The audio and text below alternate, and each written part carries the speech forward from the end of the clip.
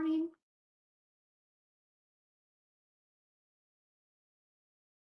Morning. Good morning.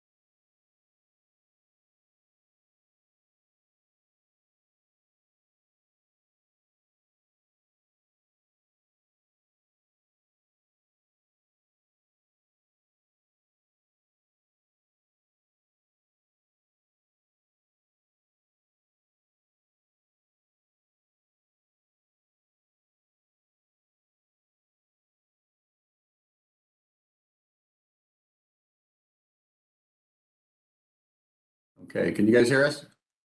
Anybody hear us? Yep. All right, thank you.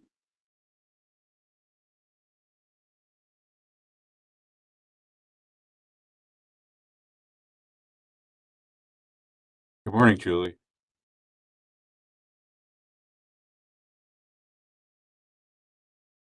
Ooh, I can't hear anything. Can you hear me, Julie?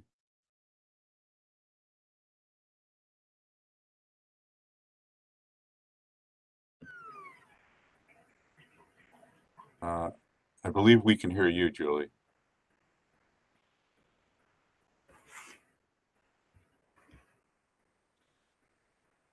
Don, she looks worried. Yes, she does. Let me. She So need there- not be worried. There we go. I can hear That's- you now. Good morning, Julie. Good morning. Apologize, I couldn't hear anything.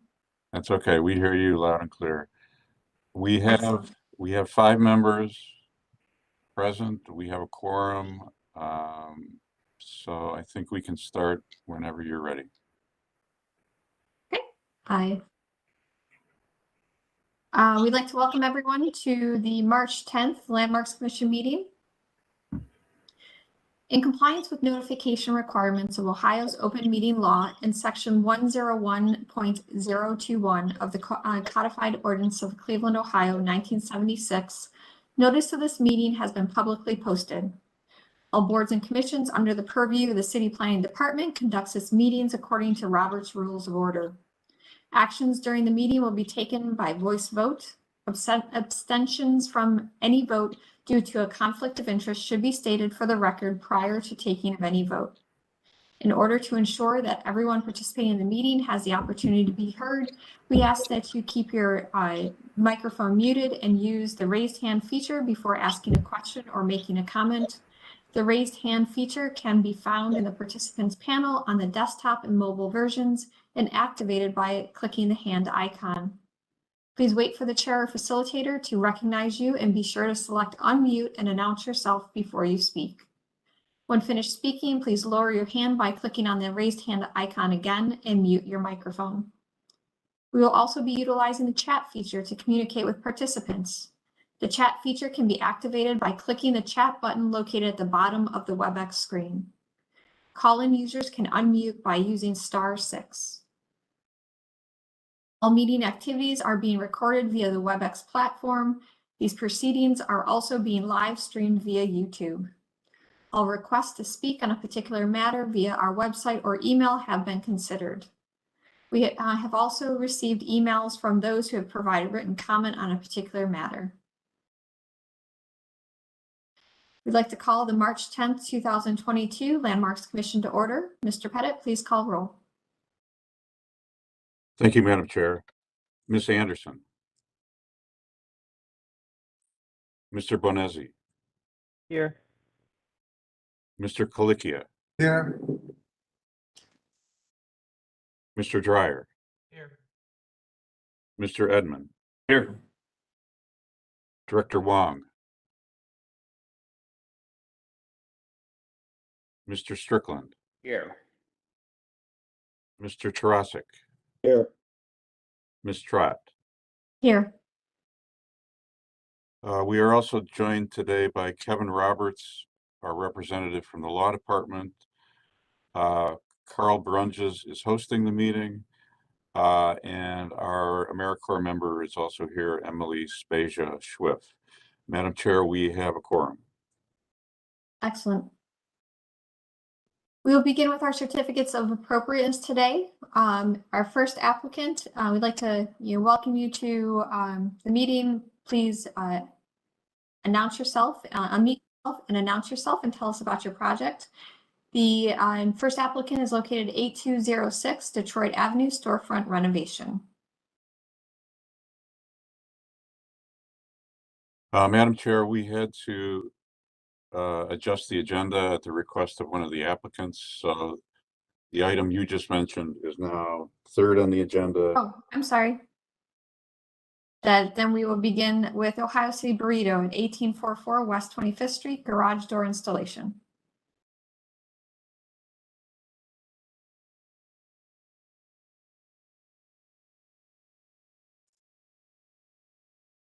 Madam Chair, I'm not sure if the applicant's here yet. Okay.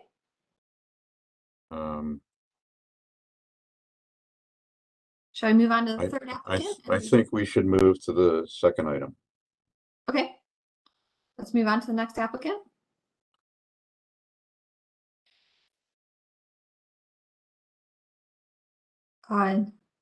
Located at 5817 Detroit Avenue, Renovation.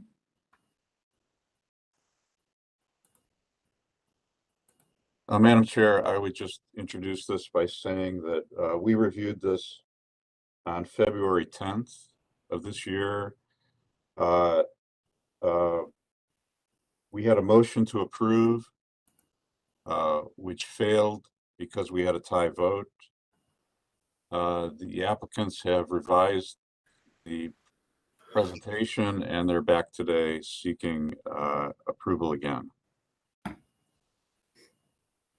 Thank you for that update. I'd like to welcome the applicant. If you'd like to tell us, go ahead and tell us about your project, or the revisions, I should say. Hi, good morning. My name is Mark Demchik. I'm the owner of the property, and I'm going to let my architect, Mike Rose, describe everything that he's completed for landmarks. So, Michael, could you please explain?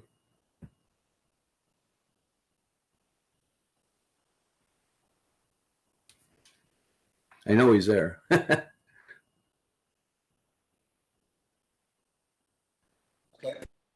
You there, Michael?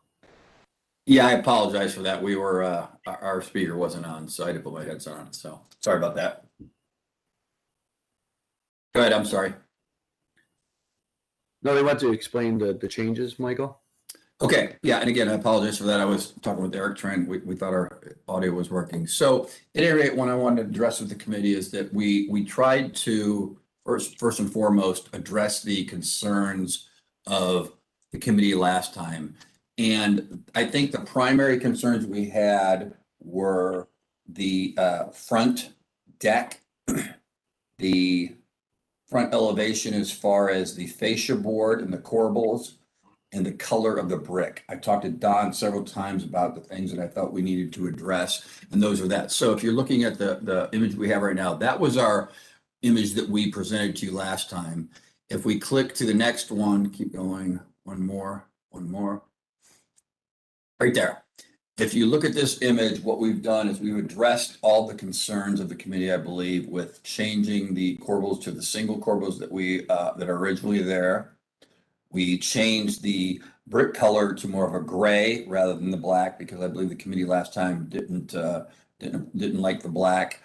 We addressed the front door to make sure the doors were all uniform. In addition to that, there was a member on the committee that was concerned about the drainage for the decking system. So I've shown the new gutters that we were putting on, and if you go to the end of the presentation, you'll see where I show a decking system that allows for proper drainage. Because again, it is a sloped roof, which obviously we would put, if you keep going, you'll see at the end.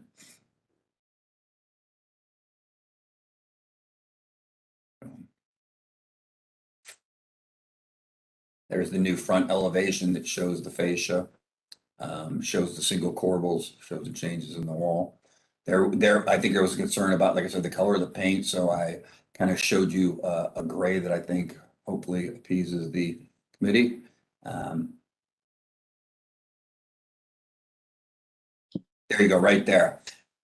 I think that was one of the members' concern was how are we going to drain this thing? And this is just an example of a system that we can use that allows for a sloped roof with an elevated decking system that gives proper drainage to the gutters. Right there.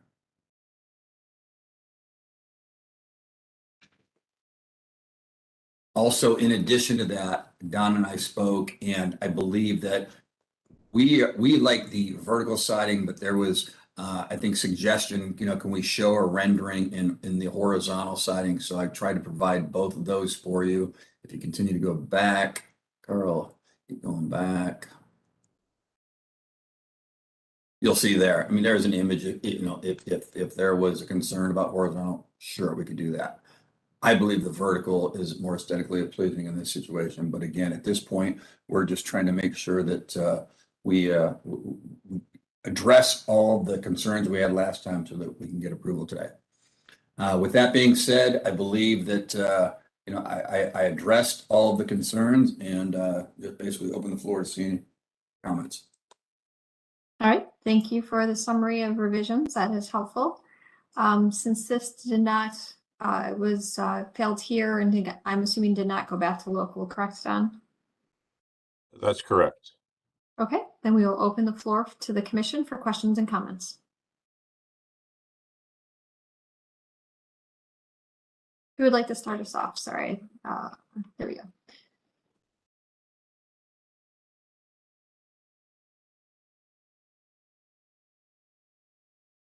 There we go, Mr. Strickland. Thank you, Madam Chair. Yeah, I think I was the one primarily that first raised the question or concern about the drainage of the decking in the front. And I think the applicant has been very successful in showing a design or a system that will allow for a horizontal plane, a usable deck in the front on top of the sloped roof. And I don't have any problem with the gutter along the fascia board surrounding that deck. So I think that's been very successful, and all of the other changes, I think, address most of the comments and concerns of the commission from the original submission. So I think this is a situation where the applicant has heard our concerns and addressed them successfully. Thank you. Thank you, Mr. Strickland. Mr. Edmond? Thank you, Madam Chair. Yeah, I would agree with that. And so some of the other items, I think the two corbels as shown here is very fitting and a nice gesture and a little cleaner than the four corbel option. I think the gray brick is certainly a step in the right direction from the black. It looks a little less commercial. I don't recall a conversation about vertical versus horizontal siding, but in my opinion, the vertical siding is appropriate and quite handsome. So those are my comments. Thank you, Mr. Edmond. I'll just interject mine. I would agree and thank the applicant for listening to our feedback and taking it in a constructive way. I think it has helped improve your project and the consistency of just your building here. So the revisions, I'm in support of the revisions. One question, what system are you using for the decking? Just for curiosity that you found that with the pedestals. It looks like a nice system. You're talking about the structure, Trek decking composite on the top. You're talking about the foundation below?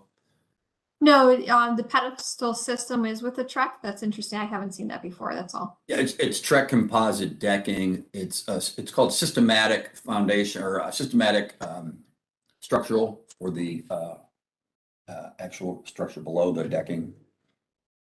Interesting. Yeah, I can, if you'd like, I could send you more details on that. And my curiosity, I can look it up, but I appreciate the offer. Okay, yeah.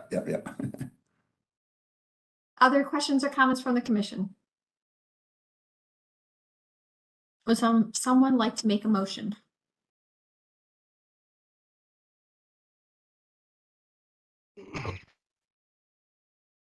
Madam Chair, this is Bob Strickland. I'll move to approve as presented. Thank you, Mr. Strickland. Do we have a second? Mr. Edmond? I'll second. Thank you. We have a second. Any further discussion? All right, Mr. Pettit, please call roll and announce results. Mr. Bonezzi, Yes.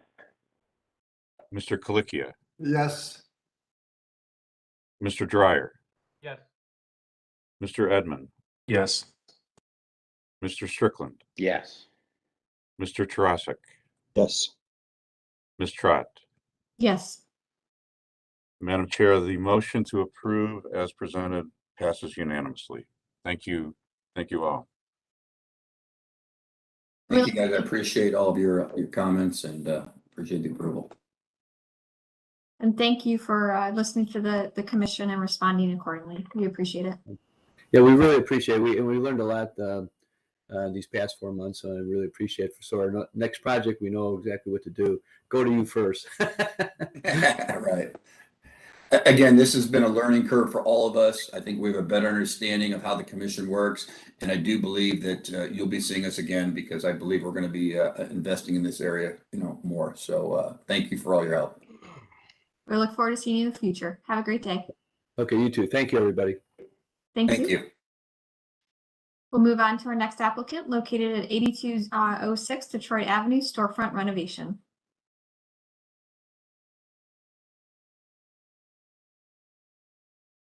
Madam Chair, once again, I'm not sure that our applicant is here yet. We moved this project down to accommodate their time schedule.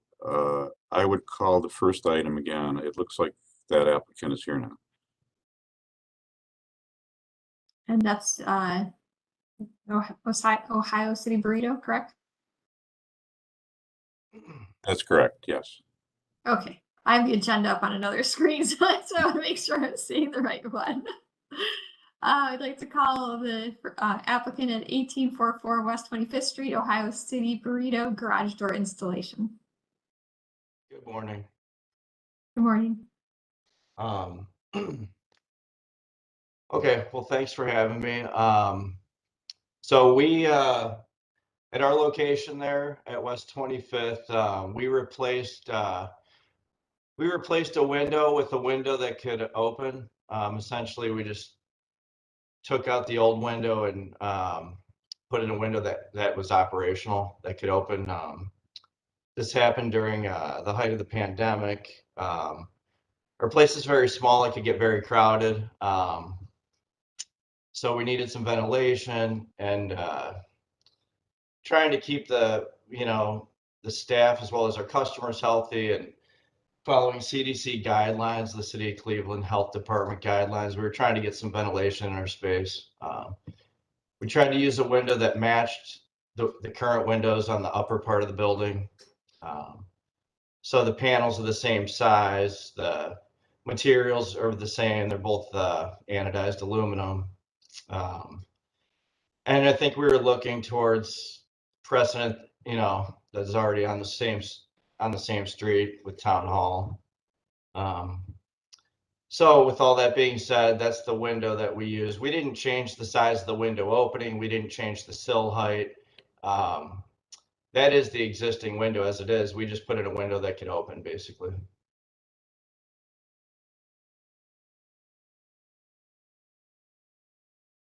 Okay, thank you. That concludes your presentation, correct? Yeah, I'm not sure if you, I have a letter from Councilman McCormick, a support letter stating some of the things I just went over. I submitted some renderings from Arkinetics, our architect, who did some sketches for us, just to show what the storefront could look like with that window, with some different colors and some things that might have it tie into the building possibly a little more cohesively than you see it now. Right now, the current how it looks now is the one to the left. That's the yellow storefront. But we had some options where we could either match the window to the same colors as the windows above in the apartment above us to make it the blue aluminum on the paneling, or we could paint the upstairs windows to match the downstairs window that is more like a dark brown espresso color, and do some more neutral coloring to tie everything into the current look of the building. But the window we put in really does match the windows that were already existing in the upstairs apartment. There weren't really any other types of windows that matched as well as the window that we installed. We did a lot of research on trying to find a window that would tie into the current look of that building. That building, those upstairs windows are how they are. They match the window that we put in pretty much identically. So that was doing our due diligence. That's as good of windows we could find that could match the building, as well as, there's already, like I said, down the street, the same type of windows already been approved at Town Hall. And like I said, we didn't make any changes to the opening size of the window or anything like that. We were just trying to get through the pandemic like everybody else and try to get some ventilation. Our space is only 900 square feet, and we can get we can get really busy at lunch and dinner times, and we're just trying to get some fresh air in there. Okay, thank you for the presentation. We'll begin with feedback from the local design review committee. Good morning, Madam Chair, members of the board. Nate Law, Ohio City Incorporated. This presentation was seen 5 times over 2 years. It was tabled twice. Most recently, it was voted on January 20th, 2022. The Design Review Board voted unanimously to deny all requested approvals, which included the window installation and the paint trim, and their reasoning was they felt it was not an appropriate renovation to the historic district. That's all I have. Thank you. Okay, thank you for that report. We will, Don, do we have any letters or anything on this?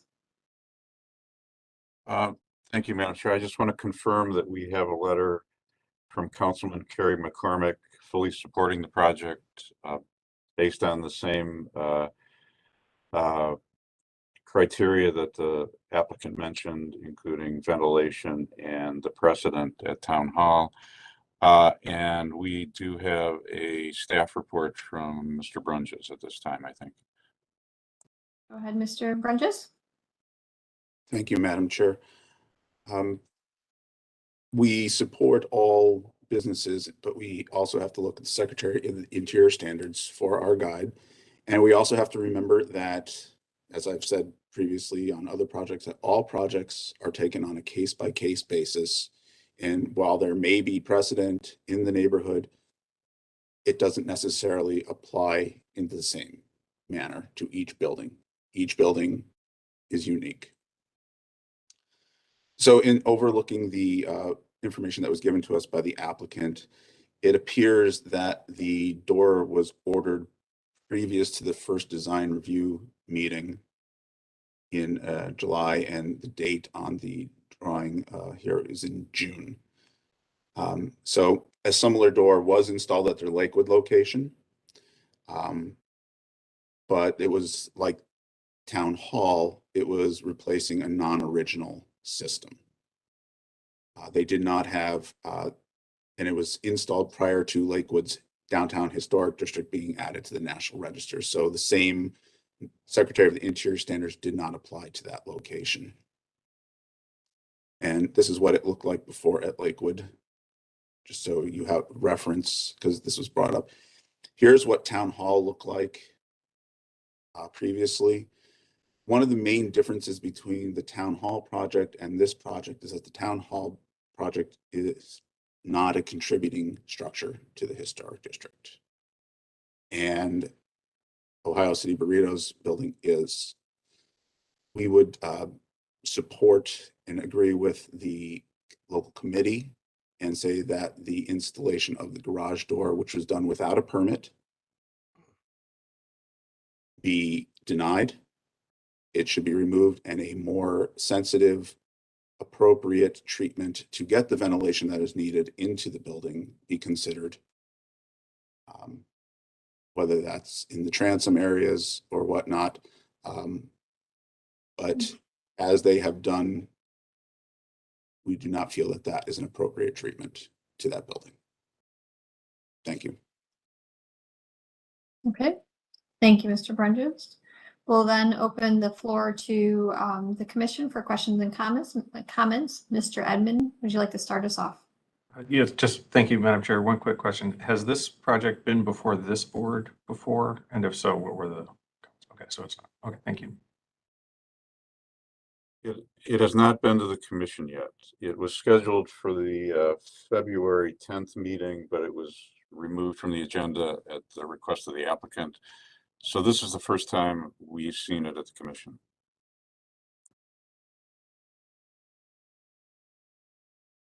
Mr. Edmond, do you have any feedback on the project or just that one question? Yeah, just that question. Thank you.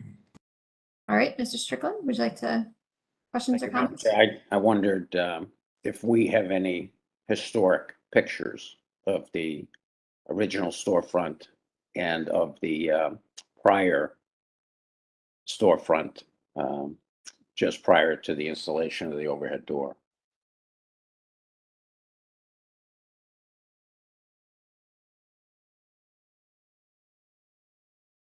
Carl, I don't think we have a historic photo of the building, Mr. Strickland, but I believe that side-by-side image showed the previous condition. The one on the right was the existing condition. Is that correct, Carl?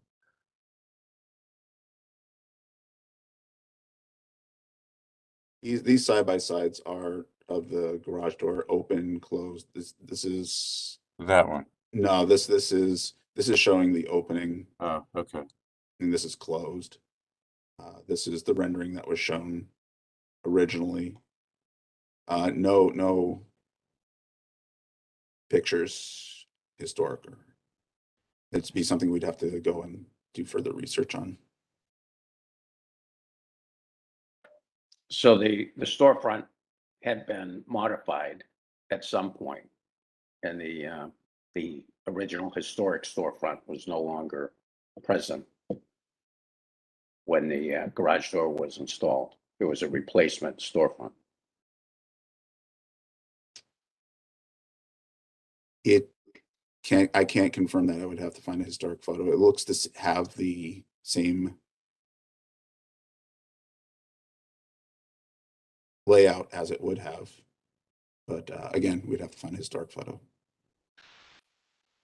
We didn't change anything other than the window. There was a double pane window. So even if all you have to do is picture there's just a piece of glass. So if you look at the picture on the right, just imagine a piece of glass in there, a 5.5 foot by 5.5 foot piece of glass. All we did was take that piece of glass out and install a window that had the ability to open. There's nothing else that we changed on the storefront in the 13.5 years that we've been there. So it was just one solid piece of glass. Correct. No muttons, no mullions. Correct. And Carl, we have no idea whether that was original or not. I would take a little bit more research.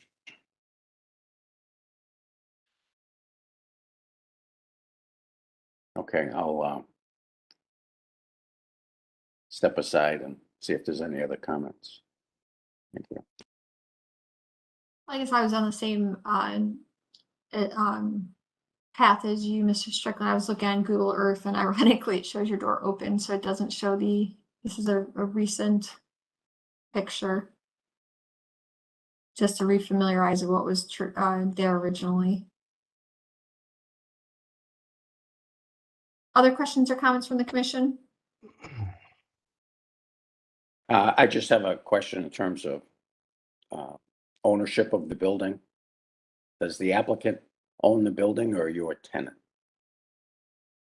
I'm a tenant. I had supported my landlord on this project. So did your landlord do the work, or did you do the work? Actually contracting for the work? No, I contracted Action Door did the work. Yeah, I know, but did you contract them, or did the owner of the building? I did with permission of the owner.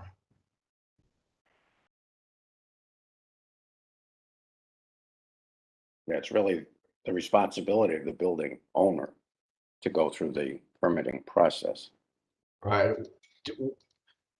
I applied for the permit before the work was done, and the way I read the permit was I could actually start the work in conjunction with the permitting process. That's how I read the application of the permit. So I started this application. You could check with the building department, but the permit was pulled before any work was done. And I filled all that out and submitted it. And then it kind of, the way I read the application was I could start work, in fact, while that process was taking place. Now, it sat there for however long, but I did what I could on my end. I think I'd like to read the letter for the record as well from the councilman that I believe you guys have a copy of. This is from Councilman Kerry McCormick. Before we go there, and I apologize, I don't know this. Was this circulated, Carl, and did I miss it? Or done? Yeah, Madam Chair, this was shared with the commission earlier this week, the day we got it from the councilman. So you should all have it. I can read it if that's your pleasure, but the commission has received it. I don't know if everyone's read it yet.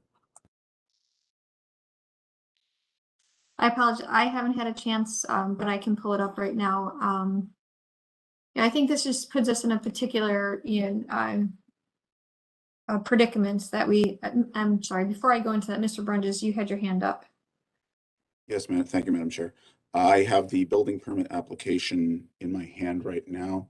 The building permit application was dated 4/14/21. The work was completed before then, as there had been a building violation notice called in prior to that.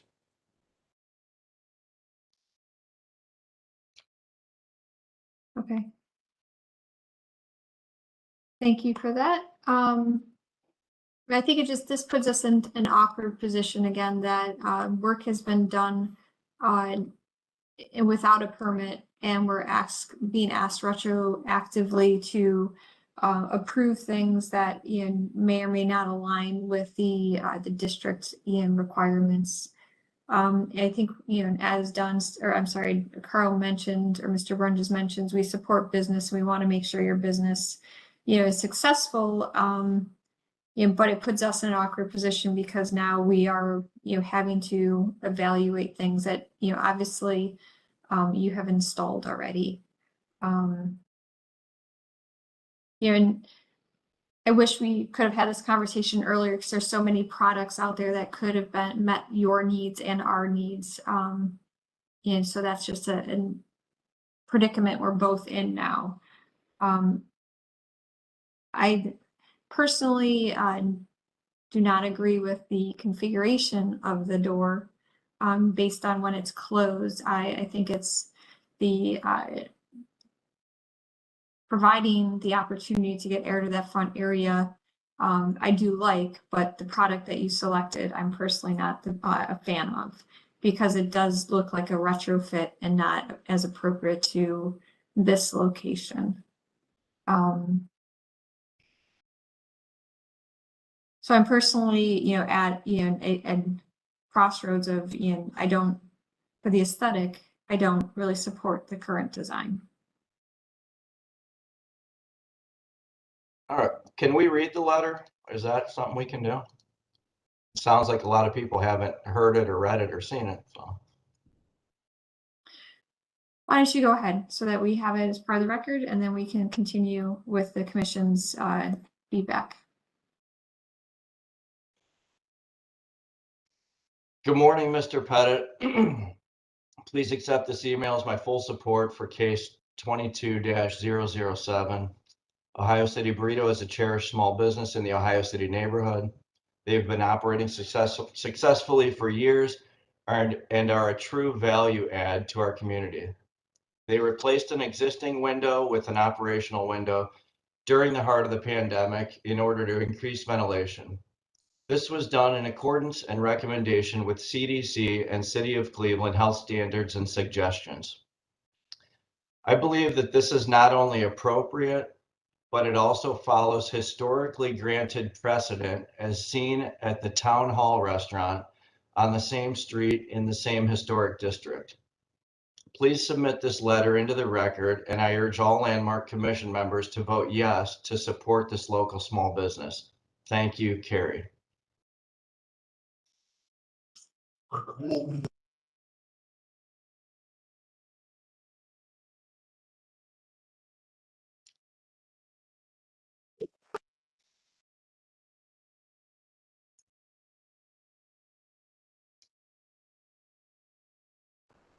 I apologize. I have a little bit of interest.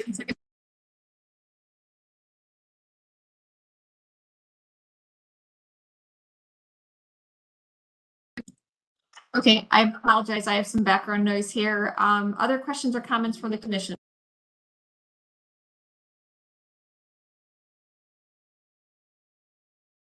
Are you asking me?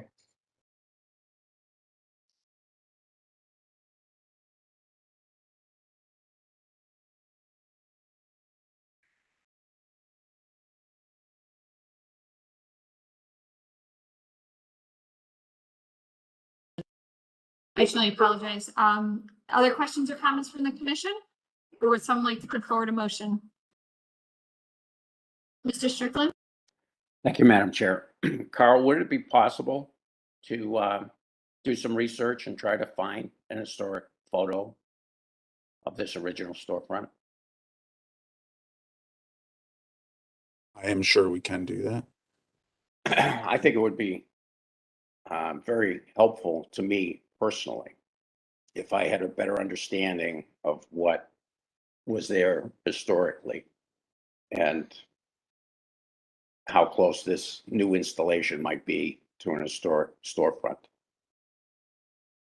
If they're replacing something that was not original to the building or necessarily even that old, then I would tend to view this application more favorably if they were replacing something that was non-historic. That's my personal opinion. So I would personally benefit from additional research to find out what was there historically and suggest that the applicant might consider tabling this application until we have an opportunity to do further research.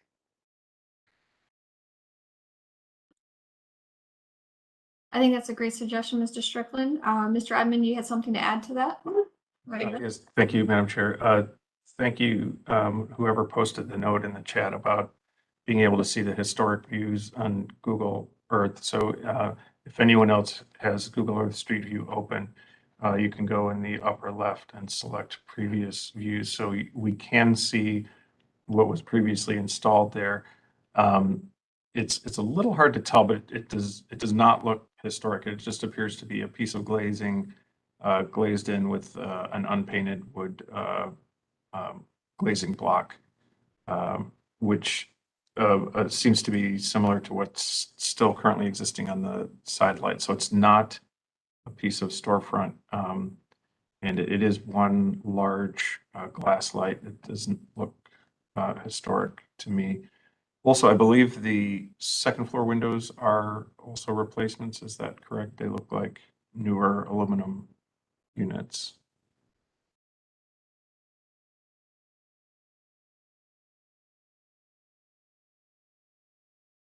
I mean, if it helps and we're tabling this, I can get all this information from Tom Gillespie, the landlord, but I'm fairly certain that yes, he did do a renovation on this before we moved in 2009. And right, those are modern aluminum windows above us in the apartment. And that's what we were trying to match with the aluminum window that we installed.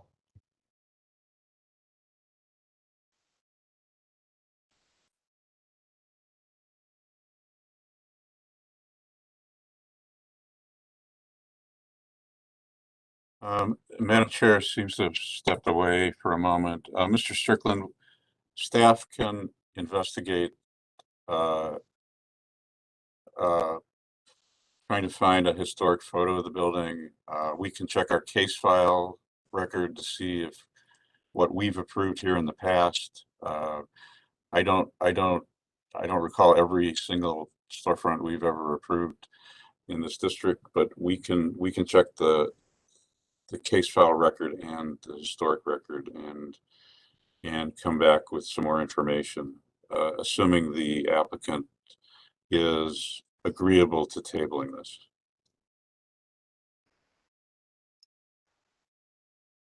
I'm okay with that. All right, with the temporary absence of the chair, I would move to, with the permission of the applicant, to table this project.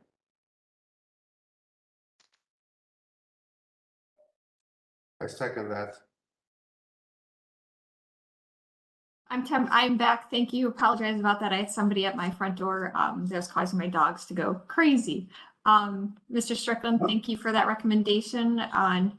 You had asked the question to the owner.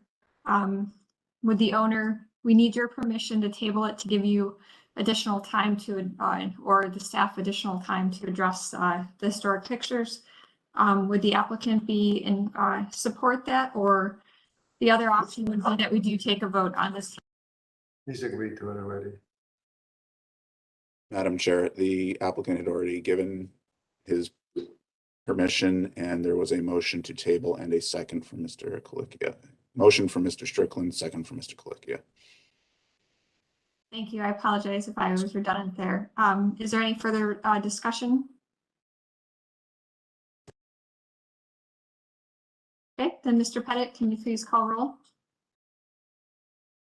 Mr. Bonazzi, Yes. Mr. Kalikia, Yes. Mr. Dryer, Yes. Mr. Edmund, Yes. Mr. Strickland, Yes. Mr. Tarasik, Yes. Ms. Trott. Yes. Madam Chair, the motion to table passes unanimously. We will schedule this at a future date when we can get it on an agenda. Okay, thank you.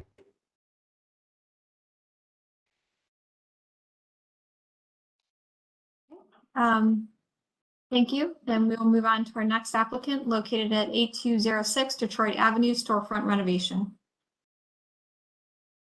Hello, I'm Nick Berardi. I don't think my architect is here, but I could do the presentation if you'd like. That is your choice. We can either move to the next applicant if you'd like to wait for your architect, or you can proceed with your presentation.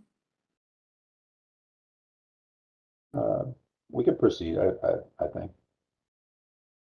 Go ahead. So this is the, do I take it from here or would somebody else? No, this is, I would be, you are welcome to take it from here and present your project. Okay. This is as it looks at this time. So it's on the corner of West 83rd and Detroit. It's the northeast corner. And so that's just a square footage. It's apartments on the second floor, storefronts in the first floor.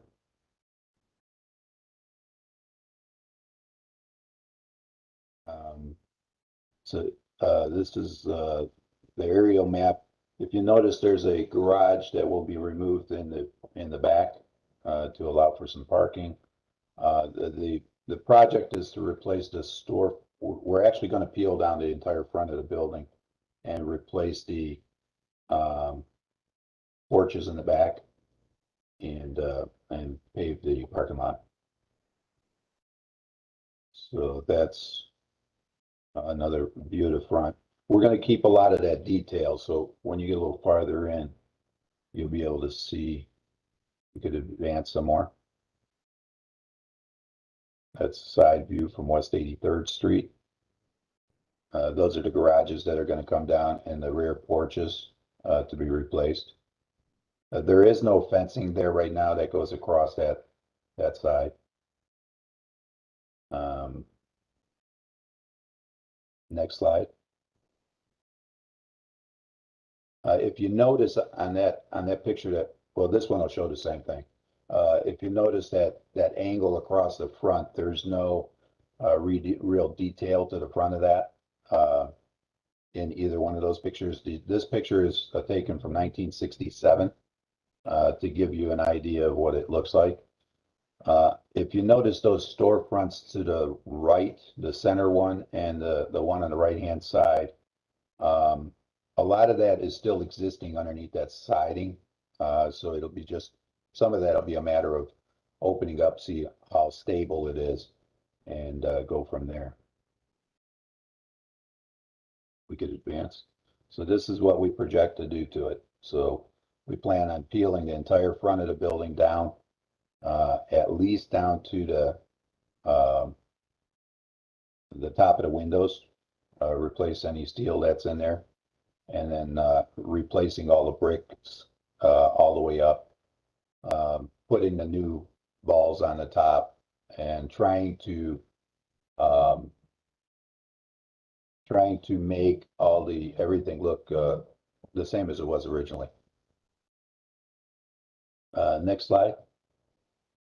So this is the side view. If you notice that angled part in the front there, we added some balls to the front to try to incorporate that and make it look like it conforms with the rest of the building. Those are the colors there some of the possible colors that we picked. So the building it's painted at this time. It's already painted. So we would be repainting it a similar color, the Downing sand, doors in rustic red with black window frames, and just a stone color for all the stonework. This is the back porches. Nothing too excited to talk about there. We'll point all the brickwork and repaint it and put the new porches in. Here's some of the materials that we're thinking about doing. We'll have cast new balls, brick cobbling, brick veneer, aluminum window frames, steel doors, composite wood molding, and cement board panels. The cement board panels is the part underneath the windows, the flat parts. And I think that's pretty much what we have. All right, thank you for the presentation. We'll move on to feedback from the local committee. Thank you, Madam Chair. This was reviewed by the Gordon Square Design Review Committee on February 23rd. Unanimously, they were thrilled to see this. They loved the project, and it was nice to see a restoration approach to this. Some of the things, this was moved, it was motion to approve as presented to consider location for signage and electrical drops, which they have incorporated here, that the storefront be a darker color, and then talked about a darker color for the bulkheads for reverse. They had presented a white with a green trim, and they switched it to the green panels with the white trim. They asked for street trees in the front, and that the cast stone and lintels be a contrasting color to the brick. They also approved the demolition of the garage for future resident parking. Thank you for the summary. We'll move on then and open the floor to the commission for questions or comments.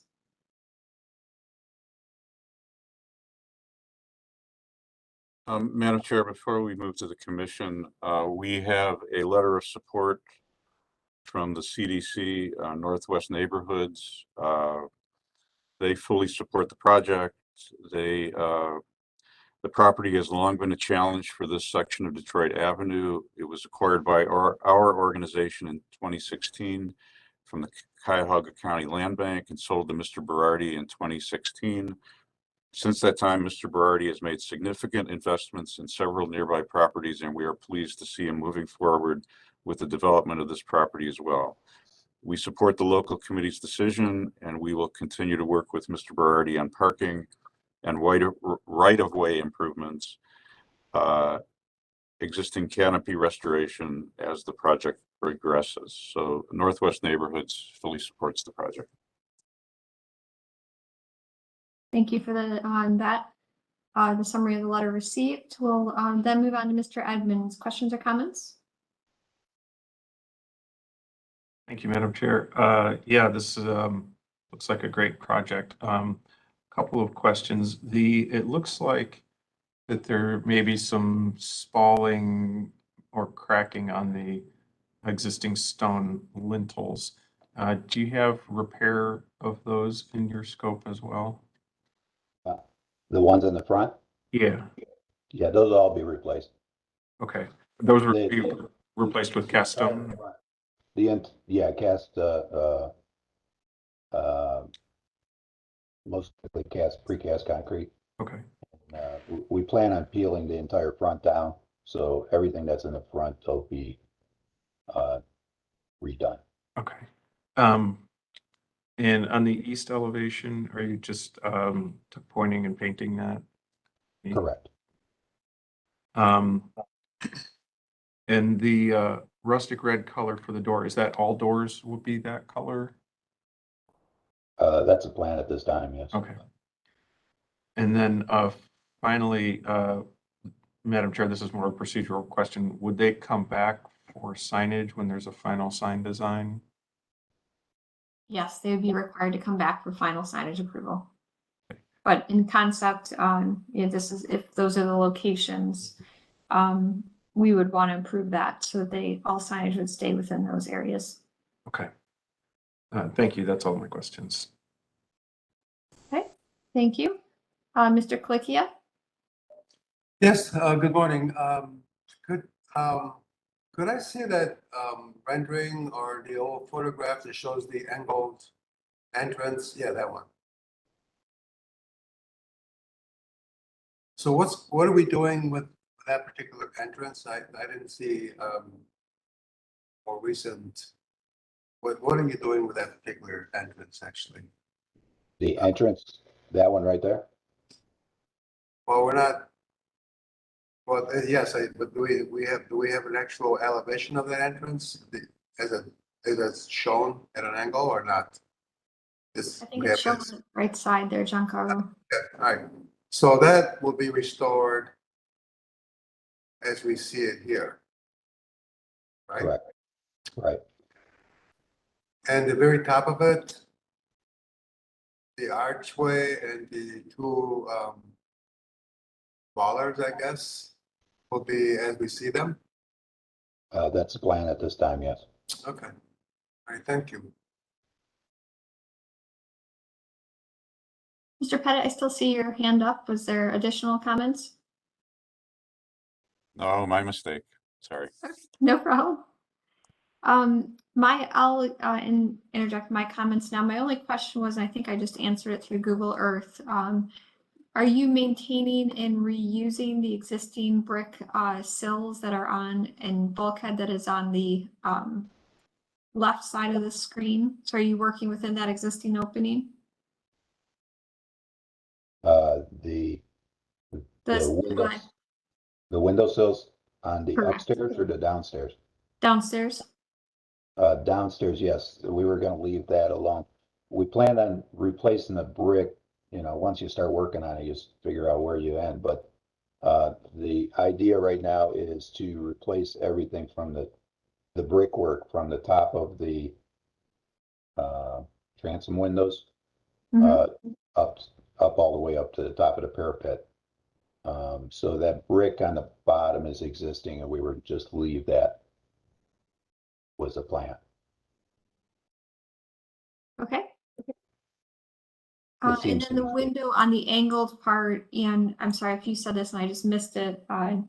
Right, per your new elevation, it looks like it's larger and has a stone pediment, but on that original and existing is a smaller window. Are you replacing that window? We will replace that window. That we plan on just putting the same type of window as the rest of them. The Okay. rest of them are just vinyl replacement windows. And we made it a little larger to try to have it conform with the rest of the windows because it looked like an oddball. Agree. I think that's a great decision. Will you reuse the sandstone sill? It will build a new one. Because right now I don't know if there is a sandstone still. I think it might just be brickwork on it now. Okay. There's I'm a just looking. sandstone still, but it'll have a new one that matches the rest of them. Okay, that's helpful. I think that's all my questions at the time. I mean, I think this is a very sensitive restoration. You know, I appreciate you and applaud you for taking on this building. You know, I think it's in a great area, especially with the neighboring work to really have a, the renovation and restoration is very timely. Other questions or comments from the commission? Mr. Strickland? Thank you, Madam Chair. I believe as part of the presentation in the colors, yeah, right here. Let's see. That the window frames on the storefront are going to be black, and the replacement windows, did you say they're going to be vinyl throughout? They already are. We're just gonna leave those because they're all functional. Okay, so you're not replacing the windows in the apartment units? Correct. Okay. And on this elevation, you have the brick rendered in a bolder color on the bottom and lighter on top. Will all of that brick be painted? Yeah, that brick will be the same color. I believe the reason it's just that's going to be the original brick. So I see. that's the only reason I could think of that he put it in a darker color. But it will all paint the same, even the new replacement brick will paint Correct. with the rest of the building. Correct. That's fine. Okay, thank you, Madam Chair. Thank you for the questions, Strickland. Other questions or comments from the commission? Would someone like to make a motion?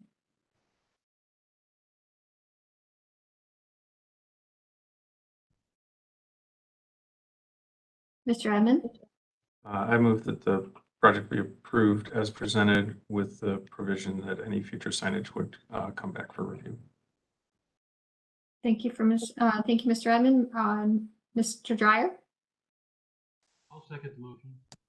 All right, so we have a motion, we have a second. Any further discussion? All right, Mr. Pettit, please call roll and announce the results. Mr. Bonezzi,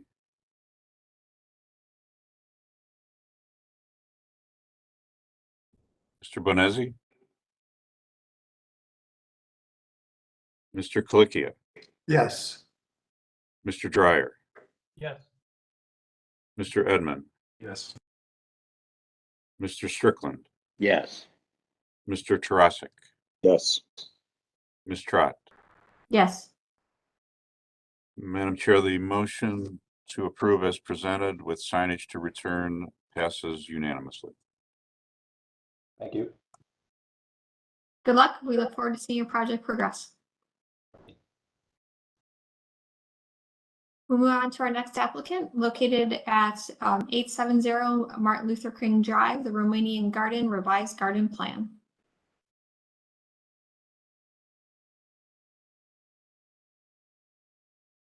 I'd like to welcome the applicant to open your mic, announce yourself, and tell us about your project. All right. Good morning, everyone. My name is David Zherka, and I'm a member of the Friends of the Romanian Cultural Garden. And I believe we also have George Cantor on the line. I don't know if he'll be able to join audibly, but I think he's watching. So I'll just conduct the presentation for today. I'll be our representative. And then also we did invite and I think Lori is also here from the Cultural Gardens. Hi. Yes, I am. Yeah. I saw you on there. Great. We also invited our landscape architect to attend from Environmental Design Group, Stephanie. Unfortunately, she wasn't able to participate at this time, but we'll be sure to pass along any comments to her as well. But they've prepared us a bit for being able to present their design work for you today. Okay, so hopefully this project is somewhat memorable to many of you.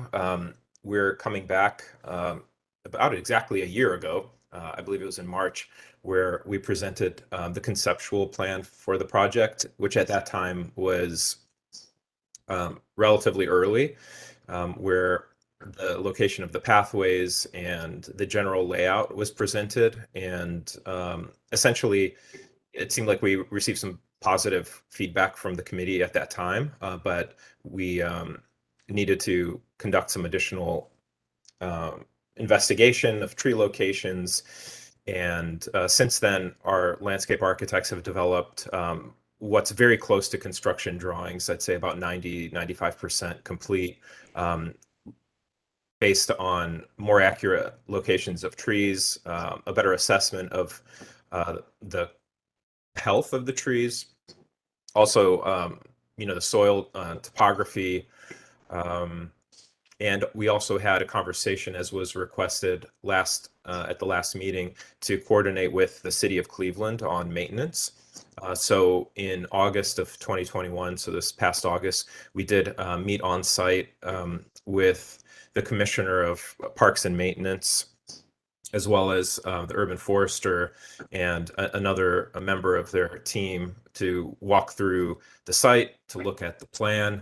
We also had our landscape architect there in attendance as well. So we were able to talk about some of the details, and essentially we wanted to know, like, what are the challenges that the city finds most common in their maintenance of the park design, so that we could avoid any of those challenges. So with all that in mind, the plans before you are a kind of a culmination of all that work. On the slide right here, it shows basically the plan to retain most of the trees.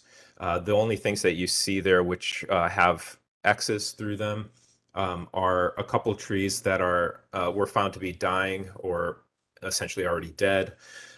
And also relocating about 3 or 4 trees that we intend to retain them, but they will be relocated and moved onto the site into another location that's will ensure their long-term health, given some of the maneuvering for construction and adjustments to the landscape for the trail. So that's it. We can maybe move to the next slide. Thanks.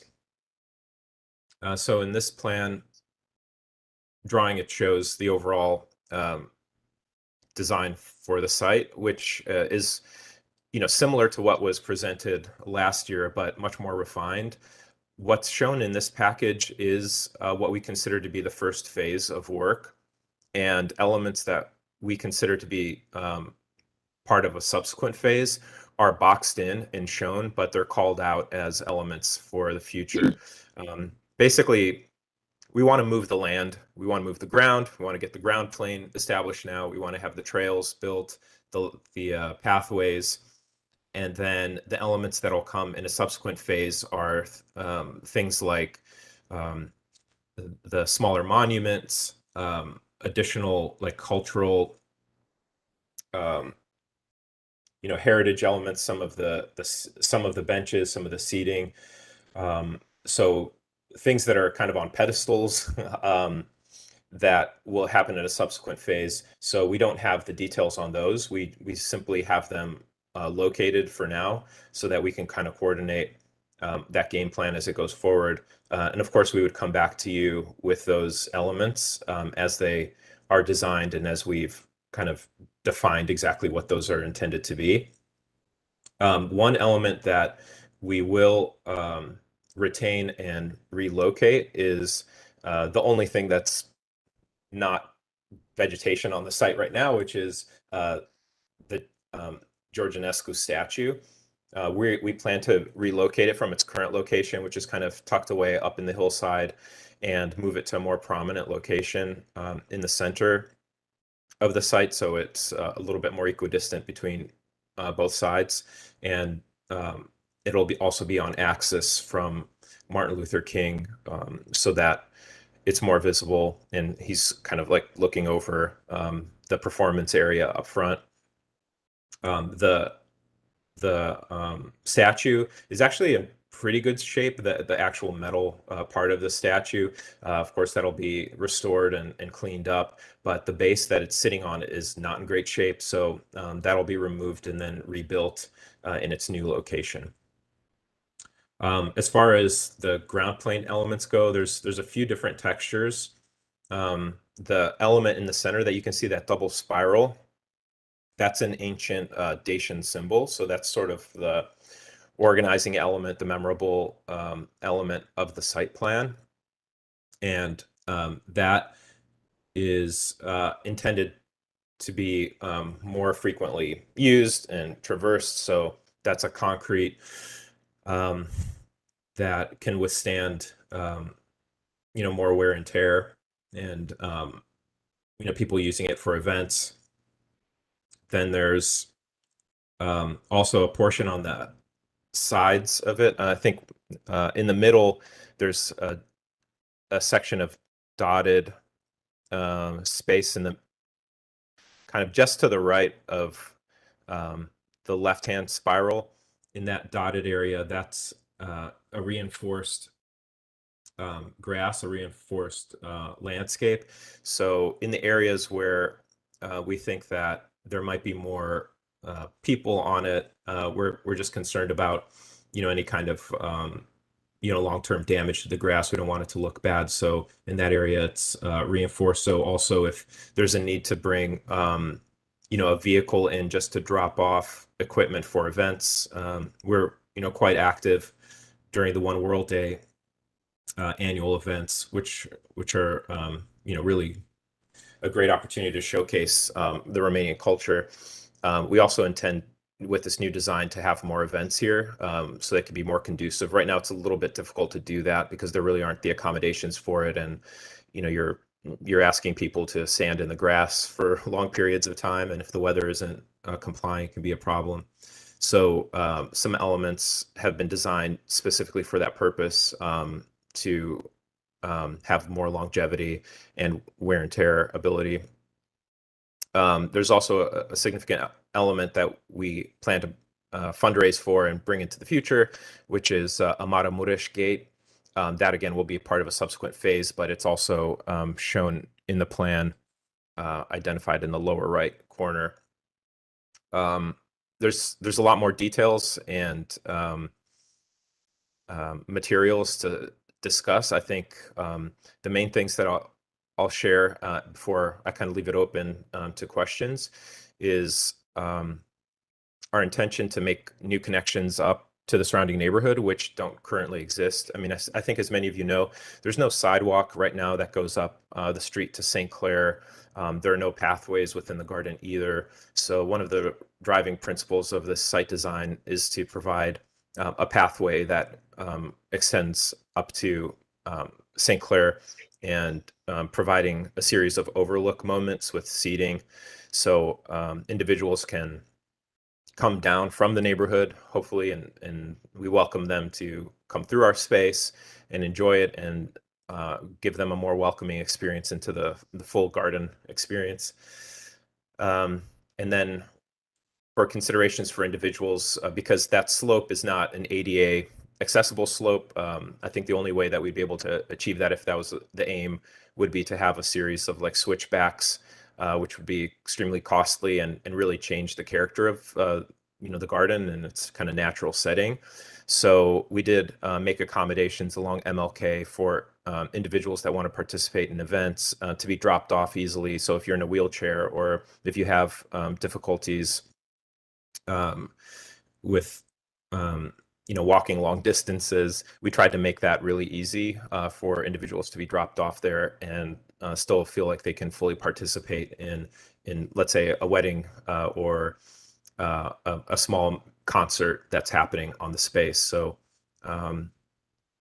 those are, I think, some of the key elements. Again, there's a lot of other smaller details, but to give you a high level vision, those are the primary elements. We don't plan to have any, I know we had talked about the potential for recognition of individuals in some way. Those elements will likely be things that come in subsequent phases, so we don't have those defined yet. For example, if there's a small monument that can be added adjacent to one of the overlook areas, we'll have to design and define those at that time.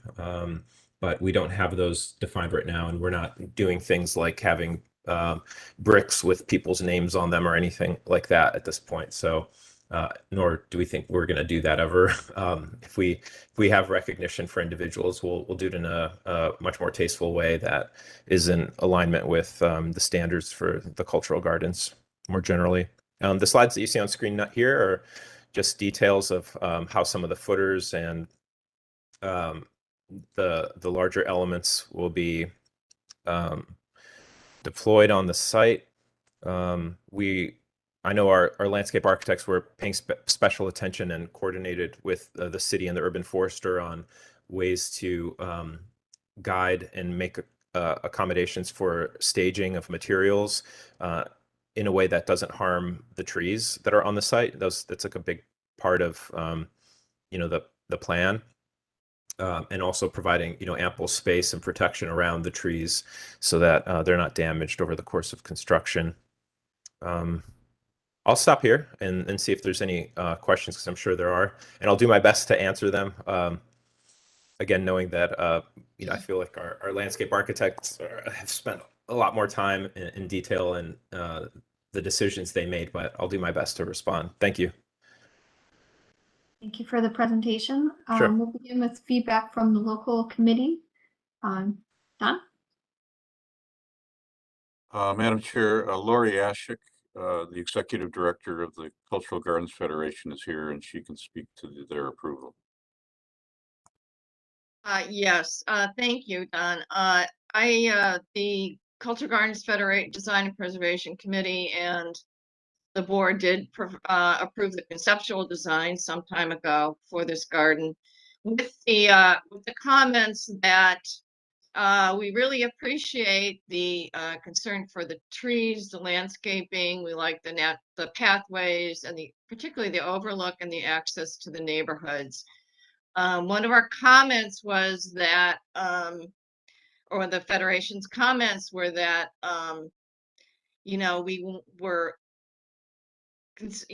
we wanted to make sure that this actually has an expression of the culture. While we appreciate the landscaping elements, we also, needs to express, what it is about this garden that expresses the Romanian culture. But it does sound like that will come in later phases. So particularly with the gate. So we were satisfied with that, and hopefully when they have these future updates in their design plans and future phases, they'll obviously come up for review by the Federation. So those are my comments. Thank you for that feedback. We'll now open the floor up to the commission for questions and comments.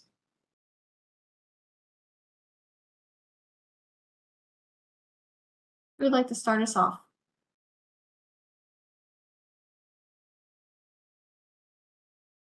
We have a quiet group today. Who would like to start us off?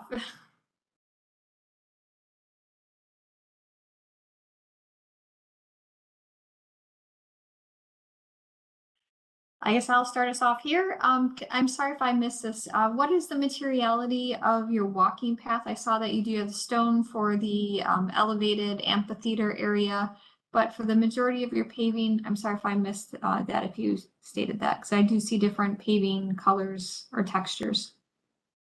Yes, you're right. Yeah, there's a few different surface treatments, in part based on the slope in some locations. So we wanted elements there that'll withstand over time that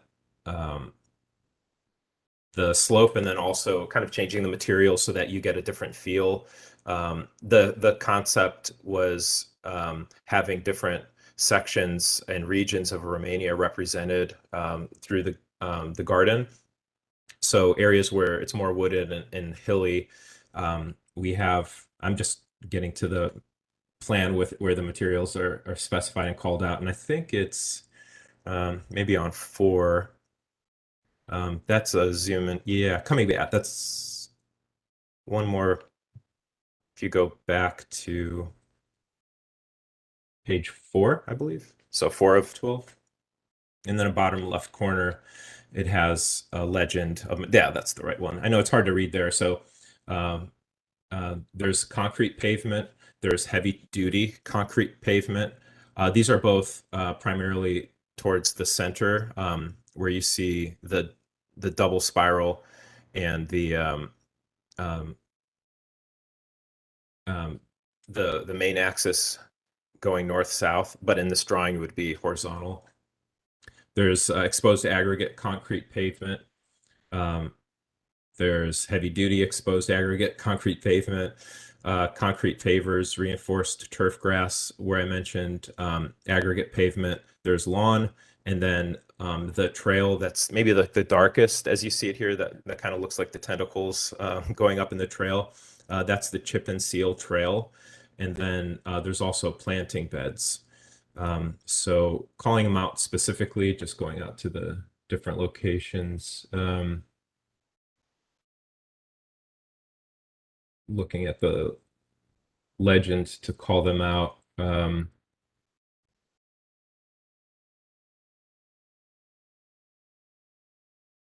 Sorry, it's taking me a second to zoom into the right location so I give you the right annotation for the different materials.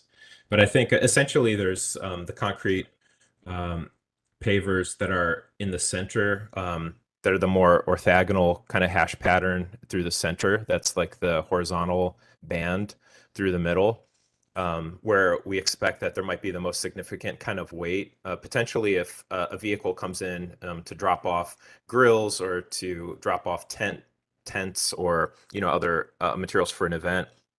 That might be the pathway. It's wide enough so that a vehicle can drive underneath it, and also underneath the Matamuras Gate if once it's built.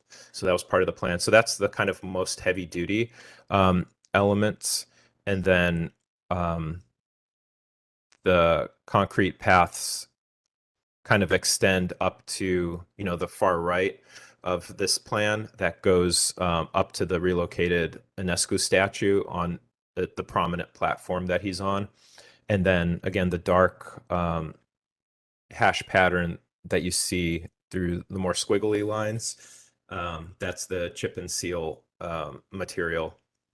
And again, those are the materials that we've had. We had a lot of conversations and discussions with the landscape team and with the city on the types of materials and edge treatments and exactly how they're poured, so that we minimize any kind of disruption to maintenance, particularly thinking of lawnmowers and vehicles that are going to be crossing over the pathways. We don't want to damage their equipment, but we also don't want them to damage our investment in the garden either.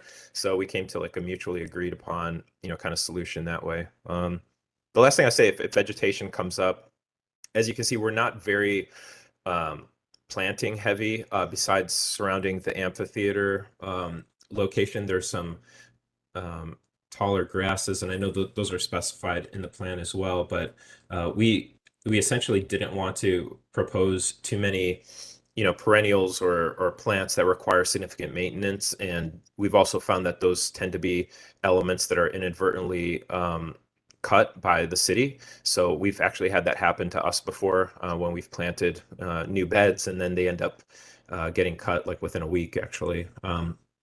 So a lot of it is grass, relocating the trees, and some of the grasses that are located for some stormwater filtration nearby that amphitheater. Okay, thank you for that Okay. explanation. Well, maybe too much. I don't know. No, that's exactly what we need to know, so I appreciate it. Sure. Mr. Clicchia, questions or comments? Yes, thank you. It's just that Romania has a very, very rich historical culture going back to the Romans and pre-Romans. Also has a very strong variety of culture, whether Hungarians, Moldavians, of course, the Romanians, great rivers. I'm curious if there is a mission vision, like what are you trying to accomplish here as far as Cleveland and Romania as a culture and as a nation? Yeah, it's a great question. Thank you. First off, I'll say there is a mission in one forming this entity, this Friends of the Romanian Cultural Garden, to create a shared purpose. As kind of mentioned, there isn't one unifying entity that kind of a fraternity that's the Romanian community in Cleveland. It tends to be very fractured, in my opinion, and opinion of others, based on religious lines. So the majority are Orthodox. I myself grew up in a Baptist or a Protestant Romanian community. There's Catholic as well, and then Jewish Romanians and non-religious Romanians. And one mission is to create this shared project that has been really encouraging to me to see how people have kind of crossed over those boundaries and started working together. Meeting, fundraising, going to each other's events. Frankly, that wasn't very common, at least in my experience. It was kind of siloed. So I think one vision is just in this process of working together to keep everyone involved and feel like it's not led by any one church group or led by any one community, but this really shared responsibility. Now, the second part how does that play out into the design? I think, as you mentioned, going back to the Roman times or even before, we tried to ground this in something that was very deep in history. So the Dacian Spiral itself is something that is this the most visible kind of prominent element of the site, is really the foundation and a shared history. So we feel like that's kind of representative of the fact that there may have been these, different branches in more recent years in terms of how people identify, but this is something that's like a shared element of our history that goes back, thousands of years. Then creating a stage, a platform for events to actually take place. It really, frankly, isn't very commonly used for events right now. And I think, as Lori can, attest, there's other gardens that do a much better job of having programming and events outdoors. And we know that now during COVID, outdoor spaces have become increasingly important, and opportunities for individuals to meet and gather outside is maybe more important than ever. So a real driving force of the design was to create a series of outdoor rooms or spaces that can accommodate different sizes. So the right side of that spiral has essentially seats that are embedded into the lawn as the topography goes up, so that the stage in the center of the right spiral can be used as a performance venue.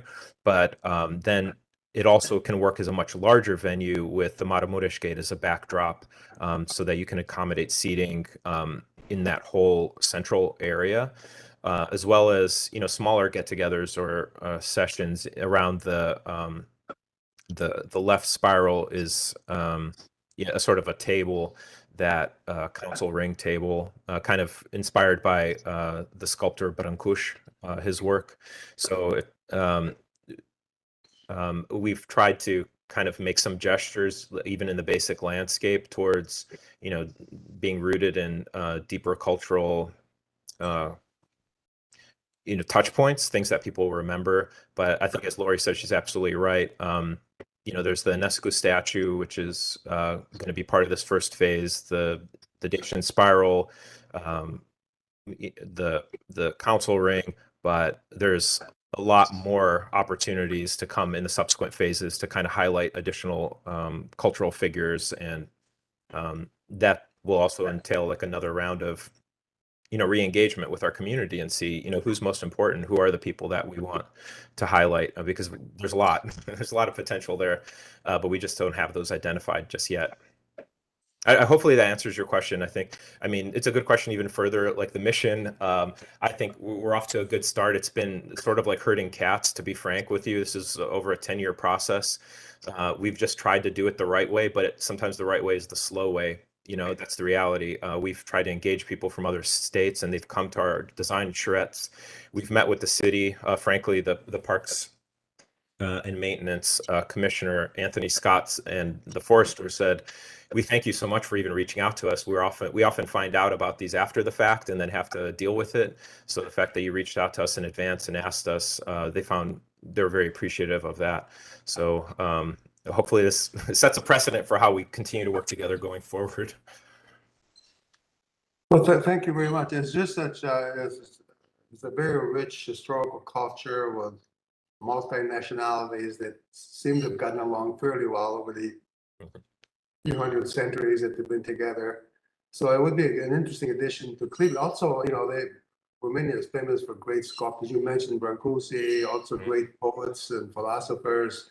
So are there maybe plans that add? I think you mentioned adding maybe some sculptural elements and architectural elements that would be more symbolic of the Romanian culture. Yes, yeah, and again, the locations of those are shown on the plan, so we're not leaving that all up to the future. If you zoom in, and I apologize, I know these sorts of drawings tend to work best for printed full scale and people standing around a table looking at them. But they are located like in the lower left corner here of this drawing that's on screen right now. You can see the small squares that are along the edges of that drop-off location, or one of those first kind of points. Those are all individual pedestals that we imagine will be built and would honor individuals from Romanian American culture, could be in recognition of other great accomplishments in Romanian culture as well. So we have those identified, the locations for them, in a general sense of what those would be. I mean, you could imagine some examples from the other cultural gardens where they have similar kind of pedestals with potentially a bust or a plaque or interpretive signage that identifies those individuals. We just don't have those designed. But I will say that from our previous planning work with the community, we do have a long list of who those potential individuals could be. So we're not starting from scratch. We do have a lot of content and data and feedback from our community members on what they'd like to see there. We just haven't identified those yet. I think we sort of envision those as elements that people might more likely be interested to fund, frankly. So the hardest part sometimes is getting funding, even for a smaller amount, just to get this plan drawings completed. But the thing that some people are more excited about is to feel like they're the ones that provided the funding to have this individual honored because they love their work or they love their process. So we hope that those won't be too difficult to fundraise going forward. But we still need to fundraise all of this, for this first phase. We have a lot of work ahead. Yeah, I'm sure. And I think one of the positive things is that there's work ahead. It's hard to plan something like this and try to get it accomplished quickly. I think there's an element of growth that is attached to it. And I think the slowness of it is actually a positive factor because it allows people to participate along the way. So I think it's a great project, and I wish it the greatest success. Thank you so much. Appreciate it. Thank you, Mr. Klickia. Mr. Edmond? And thank you, Madam Chair. Yes, I think this will be a great canvas for developing those future installations. And I think that gate in particular is going to be a really critical design element. I think it sort of acts as an anchor and ties a lot of things together. One maybe minor question, but There's an Ohio historic marker on the site right now. Is that going to be relocated, or are you designing around that? Yeah, I think I think we have it. Let me see in the plan. I think Carlos is circling it with his hand. Oh, thank you. Yeah, yeah, I'm looking on my screen and you already grabbed it. There you go. Yeah. And yeah, because there's a Romanian flag as well, like on the corner. So the design of that plaza accommodates those those elements being relocated. So I think it actually says, yeah, relocated Ohio historical sign. So that's specifically called out in the plan. Thanks for bringing it up, Carter. Another thing I mentioned, sorry if I'm interrupting, but in regards to the Matamuras Gate, one important development that happened since we spoke last time was that we did have the ambassador to Romania, the Romanian ambassador, visit Cleveland. He's new and wanted to do a tour of all 50 states in the US so that he could make himself kind of available and known to Romanian Americans that are in need of his help, or vice versa when he needs support for policies in the other direction. But importantly, his first stop was Cleveland, and that was very intentional. And he made that point clear that it's one of the oldest Romanian American communities in the country, and he found it very important to make that clear and visible. And during that conversation, we were able to meet with him and asked him, what degree of support can he provide for this garden, and also had him visit the space as well. We thought that was important for him to see, and so of course he was very excited to see and visit the location. And one of the ways that he said that he'd be more than happy to support is to put us in connection with fabricators in Romania that are very skilled at this sort of work. So creating an arrangement where it could potentially be constructed in Romania and then shipped over could be actually cheaper than having it constructed here. And then also in terms of fundraising, he's going to be a big supporter of ours as soon as these construction drawings are completed, to connect us with large Romanian companies and businesses that he feels would be more than happy to support, the construction costs, because this is the kind of thing that, they see as a great value. So I just wanted to, kind of introduce that, which I thought was a really great, moment that we were able to capitalize on when he was here in Cleveland. That's excellent. That's amazing that you have that support for this project in the community. Right. Just like to jump back to Mr. Edmond. Did you have additional questions or comments? No, I'm sorry. I just forgot to put my hand down. Okay. Well, I think this is a wonderful project. I think your continued development has really strengthened the project. I like your design approach of trying to provide, that connection to the culture, but really starting with the foundation and, which is the landscape design, but being thoughtful enough to provide locations so as this continues to develop, it develops aligned with the master plan.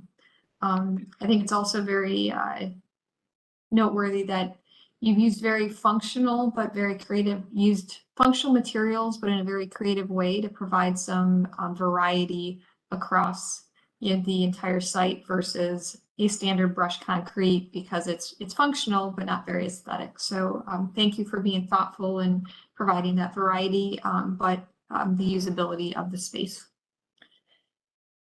So I'm in support of the project. Other questions or comments from the commission, or would someone like to put forward a motion? I'd like to move that we approve the project as presented. I'm not sure we've mentioned any special requirements at this point. I would agree with that. I didn't hear any conditions requested or suggested. I'll second the motion. All right, so we have a motion, we have a second. Do we have any further discussion? Mr. Brunges? Just want to confirm, we are approving the site plan and the elements, and that as more detailed items come, that they would return with stuff like that, like the councilman or any future monuments, etc. would return. Great suggestion. So you're suggesting that we add the condition that any future additions to the space, like the monuments, signage, or any other architectural elements come back to the commission for review. Is that correct? Yes. All right. So, Mr. Pettit, before I ask, go ahead. Thank you, Madam Chair. I would just add that I think we do have a material list, but I do think it would be useful if the applicant could submit samples of all the materials just for the record. That's usually part of our requirements when we take action. Would an image board of the different textural configurations be acceptable, knowing these are concrete, most of them? I think an image board would be plenty, and that could just be submitted to staff. Okay, perfect. So you recommend adding that as a second condition. Mr. Klickia, do you agree with those two conditions being added? Yes, I do. Mr. Edmond? Yes. All right, so the motion a second with the two conditions of any future additions to the site coming back to the be submitted to the Landmarks Commission, and a sample board be submitted to the commission for record. Any additional conversation? Mr. Pettit, your hand is still up. Is there something else? Nope. No, I'm sorry. I do that a lot. I apologize. So I make sure I'm not overrunning what you wanted to say. So, all right, Mr. Pettit, could you please call roll and announce the results? Thank you. Mr. Bonezzi, Yes. Mr. Klickia, Yes. Mr. Dreyer, Yes. Mr. Edmond, Yes. Mr. Strickland, Yes. Mr. Tarasik, Yes. Ms. Trott. Yes. The motion to approve as presented with the two conditions passes unanimously. Excellent. Well, we look forward to seeing your project progress. Thank you so much, Madam Chair. Thank you, Commission members, and thank you, Lori, as well. We appreciate your support throughout this process very much. Thank you. Thank you. Bye. Bye-bye. Before we move on to our next applicant, Mr. Tomsic, I see you're present with us today or now. We wanted to let you know that your application was approved previously prior to, I think, you arriving. So you might want to connect with your owner. All right. Thank you very much. Thank you. We'll now move on to your next applicant, the Lebanese Garden located at 1190 Martin Luther King Drive, Phase 2 improvements. Hello, everybody. Good morning. Good morning. This is Pierre Bijani. I'm the chairman of the project, and I thank you for taking the time of putting us on the schedule today. I have with me our architect, Mr. Burj Shakaria, and are you, Burj, available? Is Burj with us? I see his name. And also we have Lori Ashik, is executive director of the Cultural Garden. Are you, Lori, with us also? Is she still there? Yes, I am. All right. So I think I probably should give you the floor first, Lori, to tell everybody about the approval we had from the design and from the Cultural Garden, and then I will pass it on to Burj to explain if this is the correct procedures here. Sure. Well, my only comment is that the Culture Gardens Federation Board has approved the design plan, the conceptual plan. Thank you, Lori. All right. We move to Mr. Burj Shakarian, the architect. Are you, Burj, with us?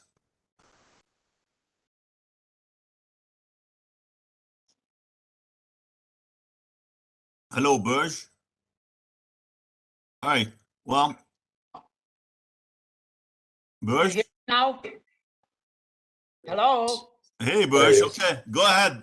The floor is yours. Okay.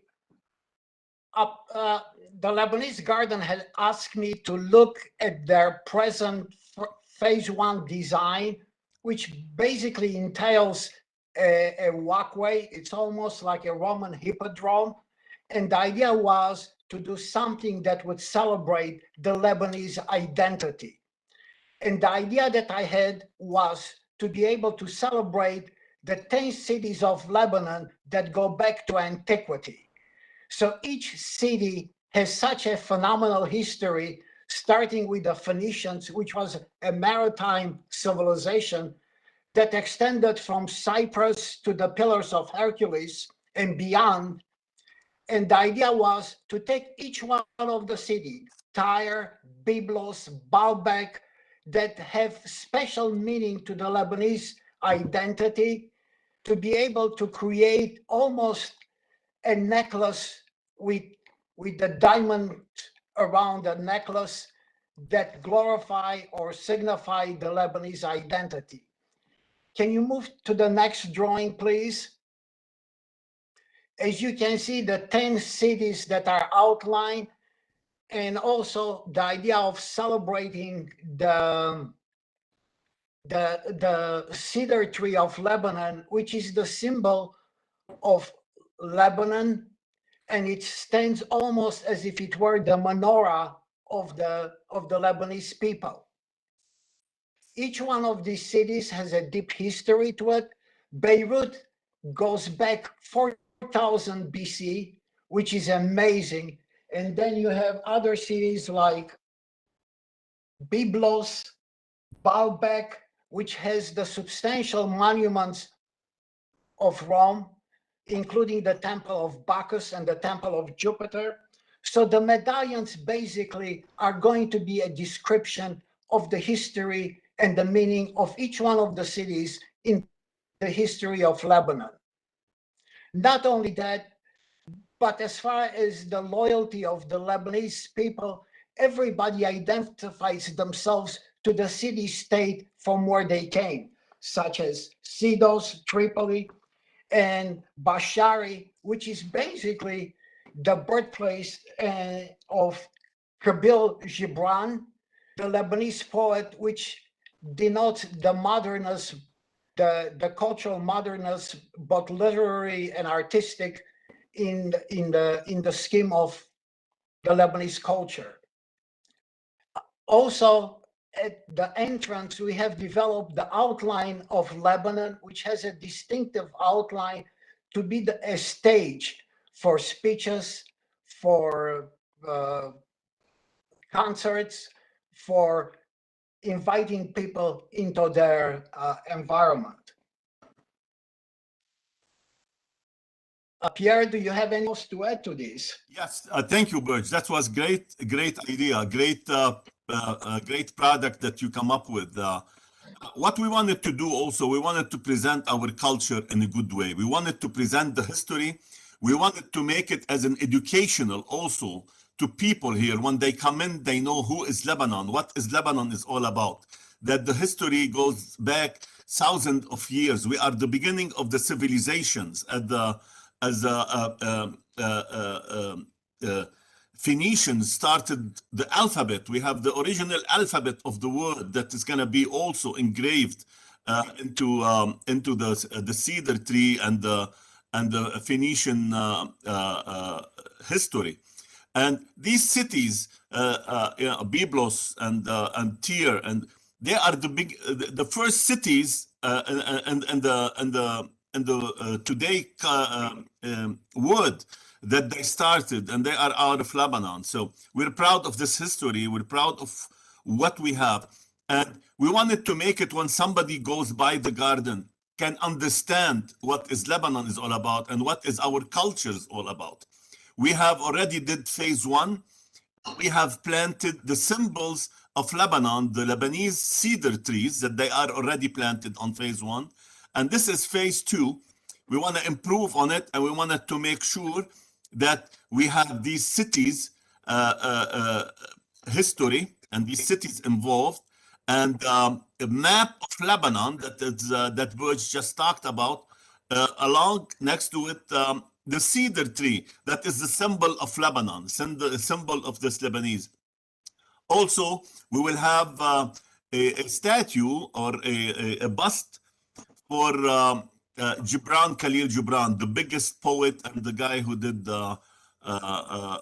so many things that his well known around the world, and he is of Lebanese descent.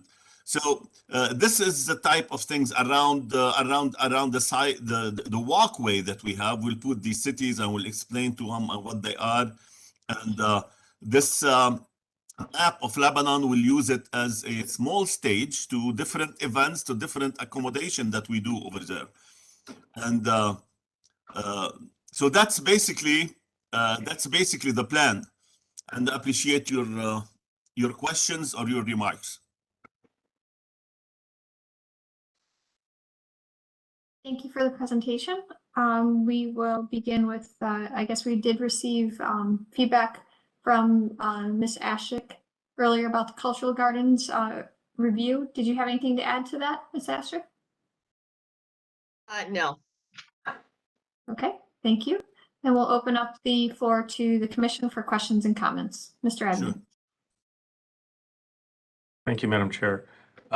In looking at the plan and the stage that's in the shape of the map, particularly if there's going to be activities or performances there, did you consider any seating, any fixed or sort of place for gathering, watching, that kind of thing, or even just seating to take a rest as you kind of walk around the course of the pathway? We discussed this. I think we wanted to make we don't want to make a big seating like they did with the other with the Centennial Plaza we might be able to move to add some benches around or something like this. But Burj, what is your intake on this? Well, the idea was that this is going to be almost on a temporary basis. The whole idea was to elevate the stage, to make the outline of Lebanon, so that if there are any speeches, as you can see, part of the walkway faces the so-called stage or the map of Lebanon.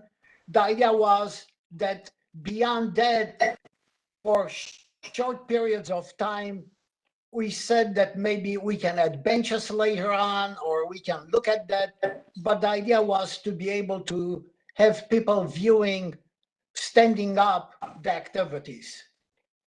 Right. The essence, the powerful essence, I think, is none of the cultural gardens are trying to illustrate specific cities that make up their culture. And this shows the diversity, the makeup of Lebanon. As I said, this is a necklace with an emerald diamonds attached to the necklace. I mean, that's the whole idea of the medallions describing each one of the cities, showing the location where the city is located, even using the Arabic script to denote the name of the cities, so that it shows that the kind of a cultural values that are emanating from Lebanon, you know, and I think that's so important.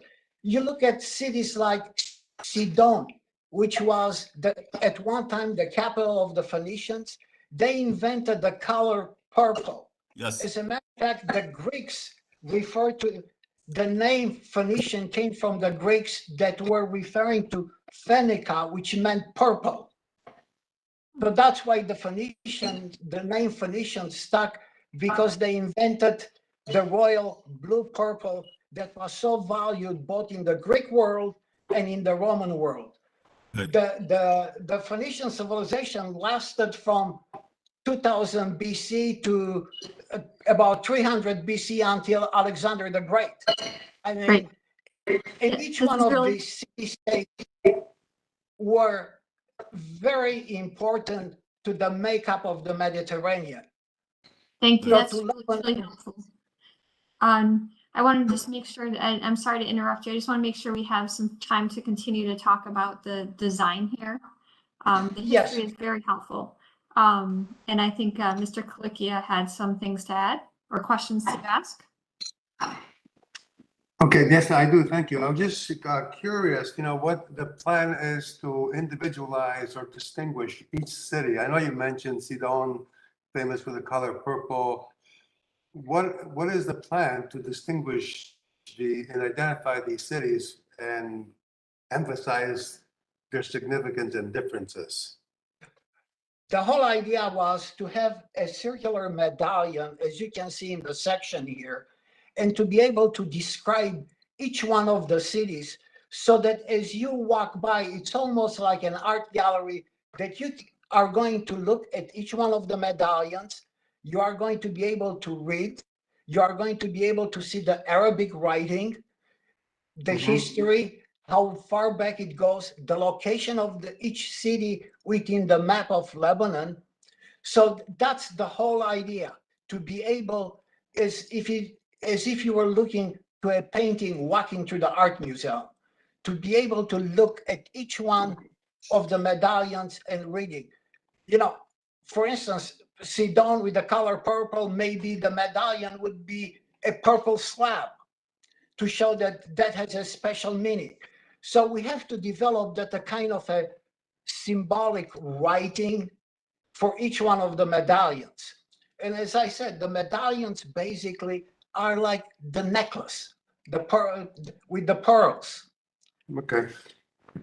Yeah, so I understand that. And what material will these medallions be made of? The medallion, it's because of the size, they are 5-foot diameter and they are out of precast concrete. Precast concrete, okay. Yes. So then how will the lettering and Concrete that could mimic the stone, that could mimic granite. so how will the information be applied to that surface? It's going to be carved in, basically. It's going to be sandblasted in. Okay. So yeah, I'm seeing this as kind of a storytelling, like a book as you walk around Yes. this circle. You're reading the story, the history of this country and the people. The cities, the people, I mean, Yes. everything that comes, from antiquity, as I said, it's going to describe that the whole thing. So, I mean, the whole idea of city-states, almost like you look at Italy, during the city-states, the culture of the city-states, each one of the city-states was different. Unfortunately, when Garibaldi unified Italy, that the kind of a specificity of each region got lost. Exactly, yeah. So yeah, these cities were actually independent cultures, independent countries along the way. So Exactly to right. distinguish that, I mean, it just so happens they are now part of Lebanon, but they have a rich history individually. Exactly. I mean, just to tell you a little history. You take this, the city of Tyre, which is south of Beirut. When Alexander the Great arrived at the city, they submitted to Alexander the Great. However, one thing that they did not do and anger Alexander the Great was he was asked to visit their temple, and they would not allow a stranger to visit the temple. And that anger Alexander the Great and punished the city very badly. And that's part of history. It is. Excellent. Go ahead, Jim. Thank you. Burj, I am so proud of you knowing the history of Lebanon. That's great. Oh, well, it's important. When you ask me, do something with the walkway that would identify that would create the Lebanese identity, I couldn't think of anything else but celebrate the cities.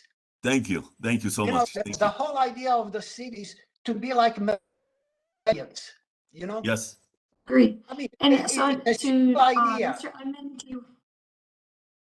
Mr. Ed, I want to continue on the design because I think you have a great concept and we want to just talk about the design of the garden a little bit more here. So let's continue the conversation with Mr. Edmonds. Questions or comments? Thank you, Madam Chair. I'd like to ask about the large cedar tree, obviously iconic of Lebanon. But can you describe how this is meant to be made, the materiality, the finish qualities? It looks like there's maybe two different finishes there, the dimensionality of this. Well, the cedar tree is the menorah of the Lebanese people. And the whole idea was to create it with a steel construction, perforated metal, so that you have the transparency at the same time. As a matter of fact, we have a price to fabricate from a steel structural fabricator, and you are looking at $90,000. Also, at the same time, we are celebrating the 22nd of November as Independence Day. That's when Lebanon became an independent state on 22nd of November 1943 from the French Mandate. Right. And the whole idea was that the trunk would be, this would come in sections all bolted together, basically, powder coated. I have a price for it, but the upper part, the branches would be perforated still, so that there is a lightness and an airy feeling to the whole thing, as if it were alive, you know. And on the trunk of the tree, we have the Phoenician ship, which was part of their maritime civilization. And they were fantastic shipbuilders, doing the construction using the cedar tree with mortise and tenon. You know, as a matter of fact, the cedar tree, that was the only resource that they had, and they did marvels with it. The story that story on the tree here in that area that's shaded brown. Are you going to also, since this is such a storytelling element, will you be telling some of that story on this tree? Yes. The upper part that you're referring to, I think, is the carving of the alphabet. Yes. The Phoenician script was the very first alphabet with 22 letters. As a matter of fact, the Hebrew script is based on that.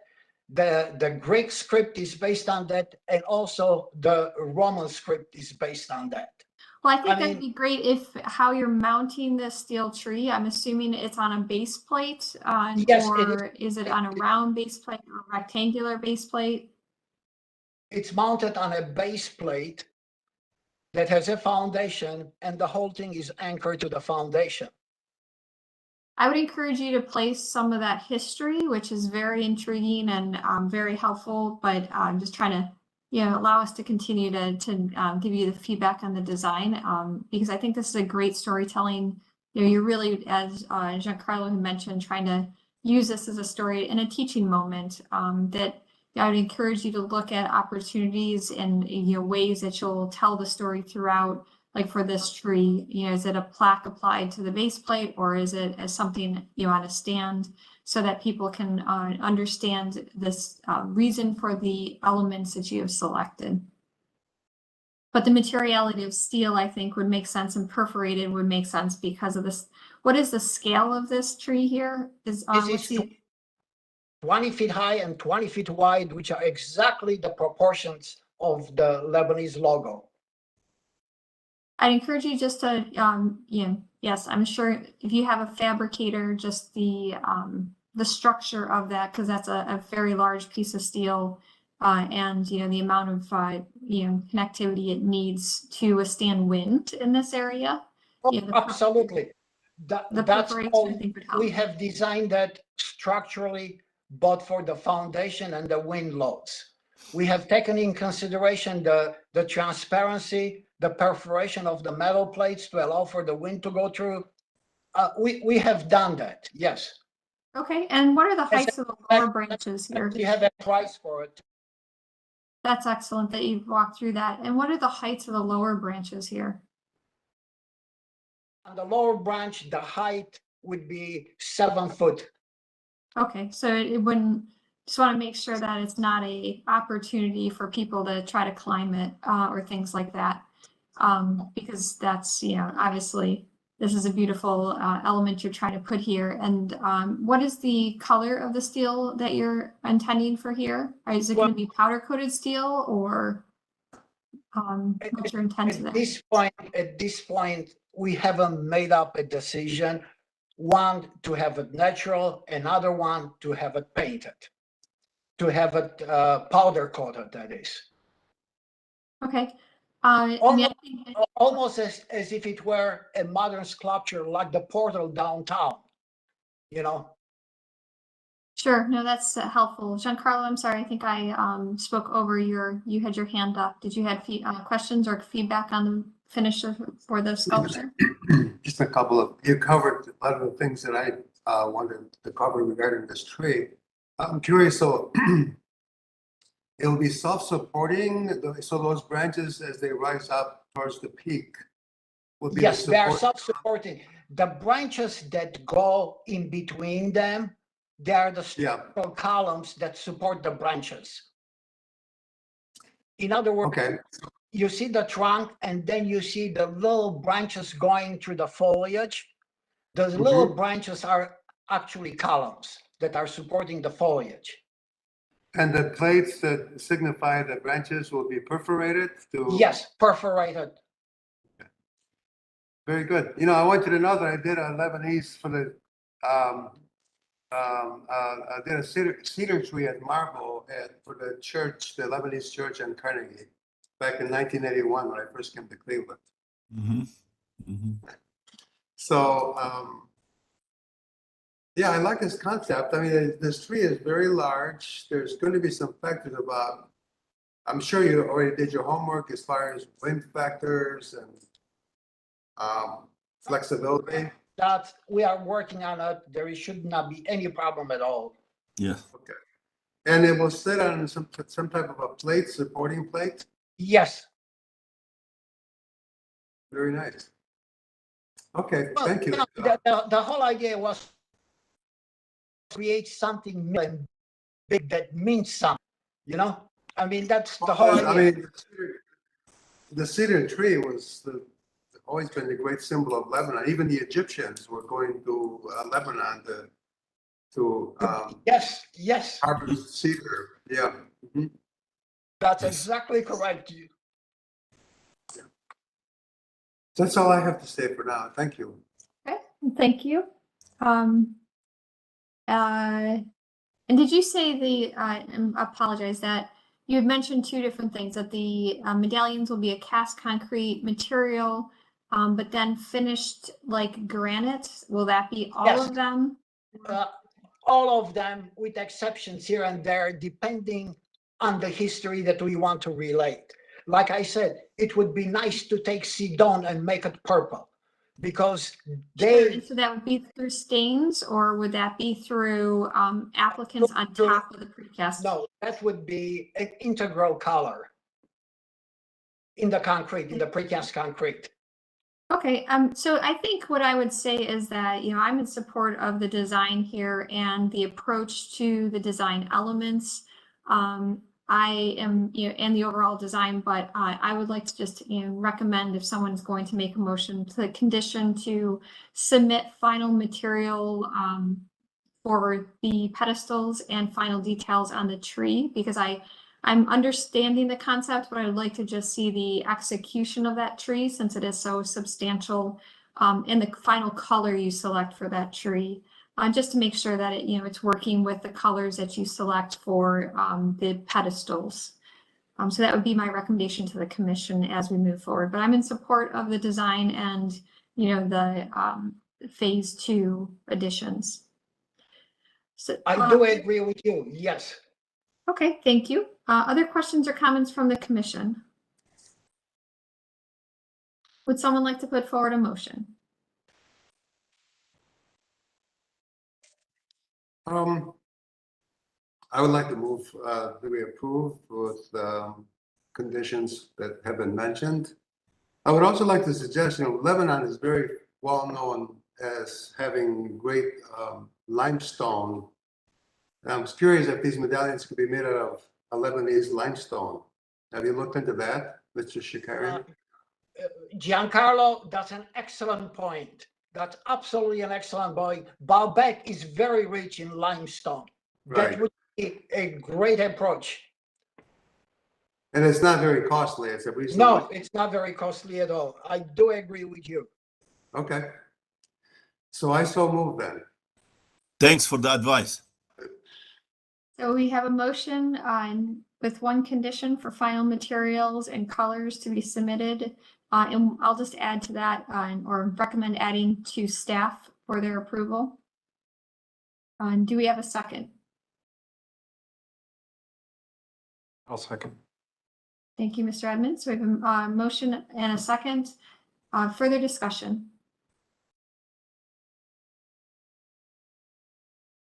All right, Mr. Pettit, please call roll and announce the results. Mr. Bonesi, Yes. Mr. Colicchio, Yes. Mr. Dryer, Yes. Mr. Edmond, Yes. Mr. Strickland, Yes. Mr. Tarasik, Yes. Ms. Trott. Yes. Madam Chair, the motion to approve with the conditions regarding final materials and colors and details passes unanimously. Thank you. We look forward to your project continuing its development.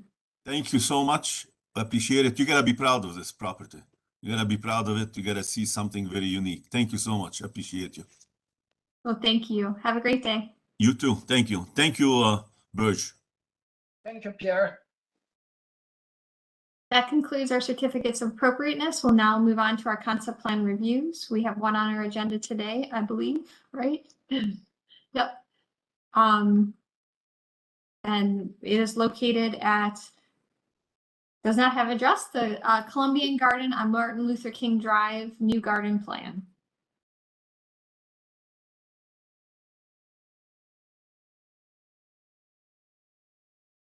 We'd like to welcome the applicant to unmute your mic, announce yourself, and tell us about your project. Hello, everyone. My name is Ivan Cerquera. I'm with the Ohio Colombian Foundation. I'm the president. And I'm here also with Mr. Bill Gruber. He's the vice president, and our architect, Tom Sarfos. And first of all, once again, I want to thank you, everyone, for being here. I just want to tell you this will be the first Latino or Hispanic garden, and we are really, really proud of this. Thank you so much for Lori and the Federation. Lori is here, I believe, because during all these years, really almost 3 years, we have been working on this project, and we appreciate her guidance so much, and the Federation as well. Tom Sarfos is our architect, and we are really pleased to be working with him because after so many meetings we had with him, he really captured the Colombian culture into the design that you are gonna see in a few minutes. He also captured the Colombian culture and the Colombian landscape, which was also important for us. And thank you so much, Tom. And I'm just gonna let Tom talk about our design. Okay, thank you, Ivan. The Colombian Cultural Garden is the place where we want to tell the story and express the cultural, biological, economic diversity of Colombia in a beautiful garden setting. There are many stories to tell, not the least of which is Colombia is the second most biologically diverse country on our planet, but it's also a modern evolving nation. The unifying, can we get the plan up on the screen, by the way? And just for housekeeping, Mr. Brunges does control your slides, so just tell him in advance when you'd like him to advance. Go to the next one. There you go. The unifying thematic concept of this plan is the physiography or geography of Colombia, which is quite unique. Beginning with the islands, both on the Atlantic and Pacific Ocean, which is very unique in and of itself. The coastal lowlands, which is where many of the large cities are. The highlands, which is predominantly the Andes. The llanos, which is the grasslands. And the rainforest, which is a significant part of the Amazon basin. Visitors can move through all these areas in what we're calling the exploration trail. And that has the number 6 on it, by the way, if you need to identify that. The center of the garden is the Plaza Colombia del Pueblo. It's a unifying cultural element of the village or Pueblo center, or gathering place for many communities throughout Colombia. The plaza is the welcoming area for visitors. It serves as an event space as well. Although this is still a master plan, obviously a concept plan, and final materials have not been decided. The intention there is to use a combination of brick and probably concrete. It will include a map of Colombia in the center. It will have, that's number 2 is that area. It will have a traditional structure, which is number 3. In addition to offering shelter, it will serve as a stage and provides an access to a wealth of information. The plaza is surrounded by a seat wall, and there will be an entry portal. That's in the area of number 1. That may be a unique piece of art, or it may be another traditional architectural element, something we're still thinking about. The shelter is open except for end walls, a wall at each end. Those walls will be used as storyboards. There'll be maybe some additional vertical storyboards in the shelter. And one of the many challenges we have in telling stories about any country, but particularly Colombia, is how do you tell both the traditional and the present day modern stories? I did have the experience of traveling in Colombia a couple years ago, and which means I know enough to be dangerous, I guess. But there's a lot of tradition, a lot of history, but it's also a very, very modern country, and there's a lot of stories to tell. We'll use the storyboards in the shelter, and we'll use some modern technology. We want to include QR codes so people can use their phones to access even more information. And it also means that it's not just a static display, because while the traditions and the history maybe don't change, but the modern country is changing. So we want the garden to evolve with that. Our phase 1 of the garden would include the plaza, the numbers 1, 2, 3, and 4, the plaza, the entry area. Future phases will be accessed using the exploration trail. And that's probably going to be a colored stamped concrete is what we're thinking. The islands area will include a fire pit, seating, and picnic tables. Each feature will be its own island. The highlands includes boulders representing the Andes and planting mimicking the mountain conditions. The llanos or grasslands will be a field of native grasses. That's number 9. The rainforest will include tree plantings to provide a more extensive overhead vegetative canopy, understory plantings reminiscent of rainforest understory. But you do understand it's pretty hard to replicate a rainforest in Ohio. So we'll do the best we can. There'll be a storyboard to interpret each of the physiographic regions. There'll be seating in various places.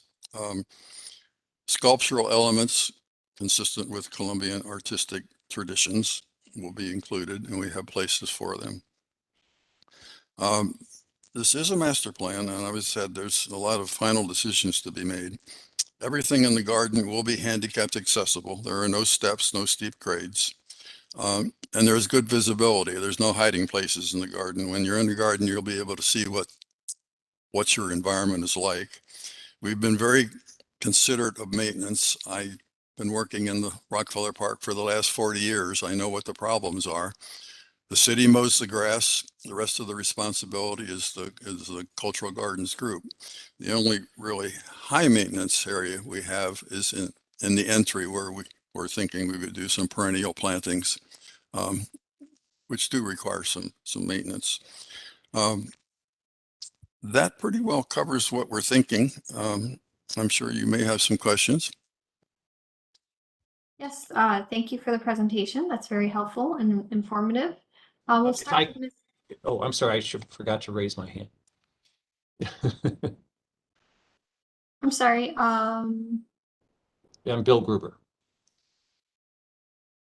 oh, yes, go ahead. I just wanted to finish up. Sorry, I'm Bill Gruber, the Vice President, as Yvonne had said. I believe, Tom, that Mr. Pettit has also keyed up your narrative that had some this is the plan and then a narrative that you could go through briefly. We don't have to read it, but Well, I did. I pretty well covered that. but it shows some of the elements that you were Okay. talking about. Yeah, I didn't know if he had this. Yes. So go ahead.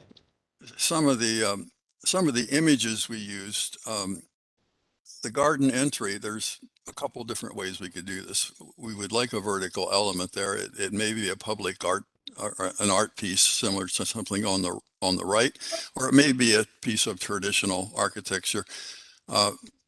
Not quite what we have on the left there, because we don't want to block the view into the garden. It would be much more of an open kind of feature. This photograph below that would be something similar to what we do in that entry area number 1.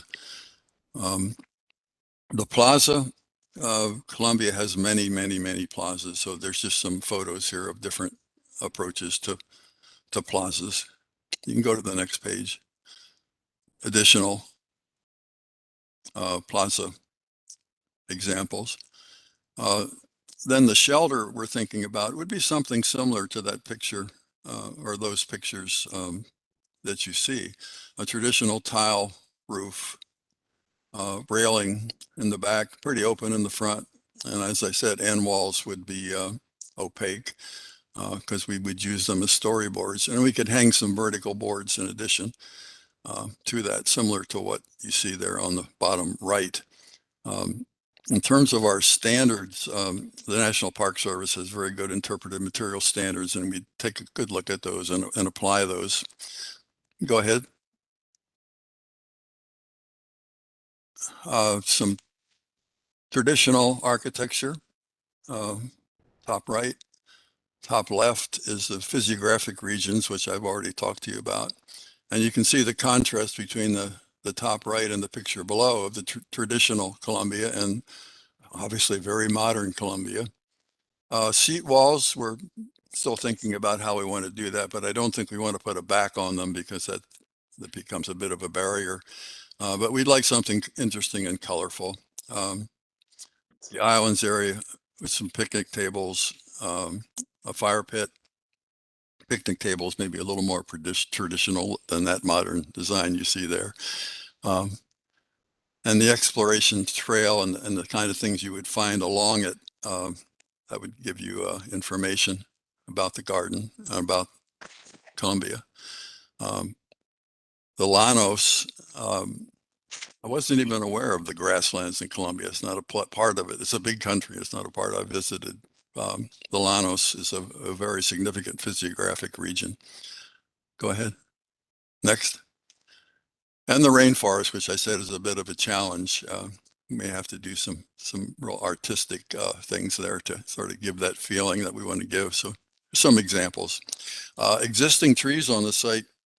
We have some very mature oaks. Unfortunately, we have 2 that are more than mature. They're dead. We're going to have those removed hopefully this summer.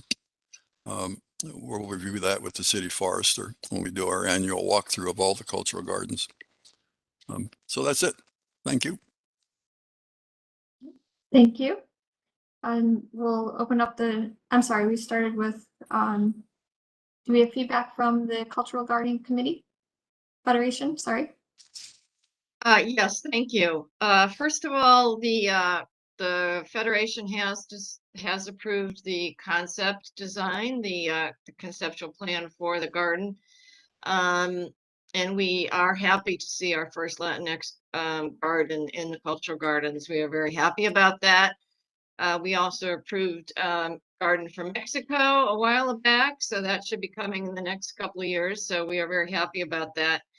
As far as our conversations about this, we were very happy to see the part of this, the emphasis on the biodiversity and replicating as much as possible the vegetation of Colombia, instead of just concentrating on the hardscape. So that was, we were very happy about that. The shelter, it would be something relatively new for the gardens, but we thought that this is a very common cultural element in Colombia, and it's not a huge scale element, so we were fine with that. And just, I know this is in future phases, so I think the city might have some regulations regarding fire pits and picnic tables, so we'll have to talk about that as the future phases are discussed and before, as they come before the Federation. So, but yes, we are in support of this plan. All right, thank you. We'll open the floor up to the commission. We'll start with Giancarlo.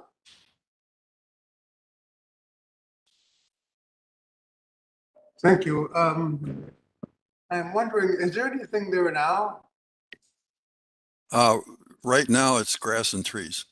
Okay, so this is actually a whole new enterprise. Yeah, there's one park bench sitting in the background somewhere, but Yes, we do have a little bit of a landscape area that we have been maintaining and planting perennials and annuals in, and a temporary sign. So once we get our approvals from an ordinance passed by the city after landmark approval, then we'll get an address, a pole, a flag, and a permanent sign. And then we can move from there. But we do have a small landscaped area that we have used as a gathering place. Okay, thanks. I mean, I like the graphics that you put forth. Also, the idea of something educational. Colombia is a bit of a mystery, I think, to many of us. I've been there, and it's incredible. And some of the political issues that have occurred there in the last 20 years have actually helped preserving the rainforest, which is, I guess, a positive, negative outcome. But I think maybe some maps, you know, some graphics that would give us more information on Colombia and its culture would be interesting. that's our intent in the shelter to do that, put a lot of information in there. Great idea. And that's all. Thank you. Thank you, Giancarlo. Other questions or comments from the commission?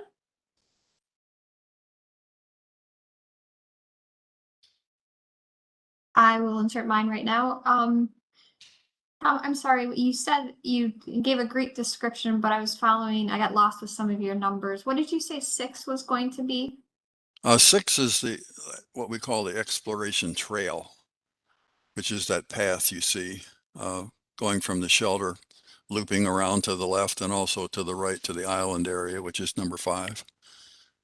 And do you envision this out of like a standard pavement or an exposed aggregate concrete? Well, we want this to be really accessible. So if we can do it, I'd like it to do it in a patterned concrete, something that doesn't look just like a concrete walk, but is easy to maintain and easy to get around on if you have any kind of disability. Right. Well, that makes sense. I think that is appropriate for these gardens especially. And what was number 7? Well, I didn't mention it, but number 7, you know, one of the coffee is a big deal in Colombia. So number 7, as you leave the plaza and go toward the mountains, we'd like to do some kind of a coffee display, something really informative. I don't think we'll be serving, but we'll be telling people about it. Sure. No, that's interesting. It'll be interesting what you choose to do that in the future state in this environment. But I think that's appropriate for this location, its history, or it's what it's known for. And then I was looking for the key, so it's on the next slide. So maybe that's what I was trying to follow along. Yeah, I should have. I'm sorry, I should have put it right on that plan. But anyway, I followed most of them. I missed those 2. So no, I think this is an intriguing plan, and I think the maps would help people. The more and more we allow this area, the history is not understood through people handing it down as much. And I think some of the physical elements like a map are helpful in these new displays. along with the history. But overall, I think this is a great concept. But the fire pit was one item that I did, ask about, as you develop it, we'd want to see more details of it and so forth, if it's allowed. Mr. Edmond, you had questions or comments? Yeah, thank you, Madam Chair. My comment is that I just really love how much this focuses on the flora and the biodiversity. And I think both that's a great idea. It's a great concept for interpreting the country, but it also will make this a really wonderful, lush, inviting, biophilic environment. And then there's some really nice placemaking there with the plaza. My question is on number 5 over in the islands area, what's going on at the two ends of that trail there? Well, we're just thinking that that would be locations for some picnic tables. Oh, that's right. They're sort of dead ends, a place to, get off to the side and sit down and have your lunch or, whatever's going on. Thank you. Other questions or comments from the commission?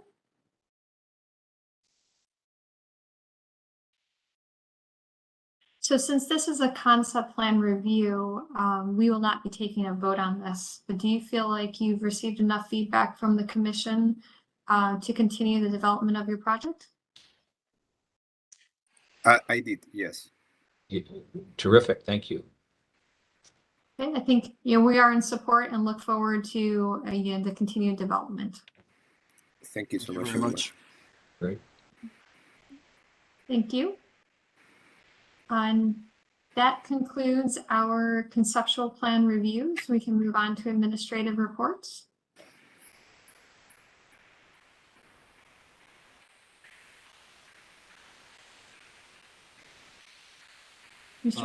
Thank you, Madam Chair. I just have one update. We received a letter yesterday from the Cleveland Restoration Society regarding the status of the Cleveland Playhouse, and apparently it's their feeling that the Cleveland Clinic now intends to move forward with the demolition. We will be consulting with the administration and the council member in the very near future. I will share that letter with the commission today, and we will keep you posted on how we decide to proceed with that issue. Okay, no, that's interesting, and we'd love to hear how it continues on. I don't think I have anything else unless anyone has questions. Do we have any site visits that we should be aware of coming up? We have nothing on the board right now. There's a proposed demolition of an old gas station on Detroit, but I have not received any information from them at this point. The Slovenian Workman's Home is now officially a designated landmark as of the 1st. And the Battery Park Powerhouse went through council committee on Tuesday and just needs to be voted on before also being designated. So if you want to watch either of those are available on YouTube to hear council's feedback on this. Excellent. So it's exciting to see or hear that the process is moving forward fairly quickly from our recommendations. Any questions or comments from the commission?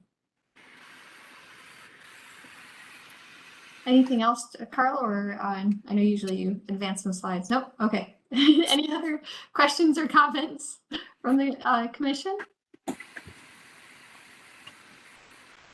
All right, then that adjourns our meeting today, and we'll see everyone in 2 weeks. And thanks for dealing with the chaos of having somebody in my backyard earlier. Sorry about that. So thanks for accommodating, so especially Mr. Strickland for stepping up and taking charge. So thank you. Anytime, Madam Chair. I appreciate it. So with that, everybody have a great day, and we'll talk to you in 2 weeks. Thank Bye, you. everyone. Take care.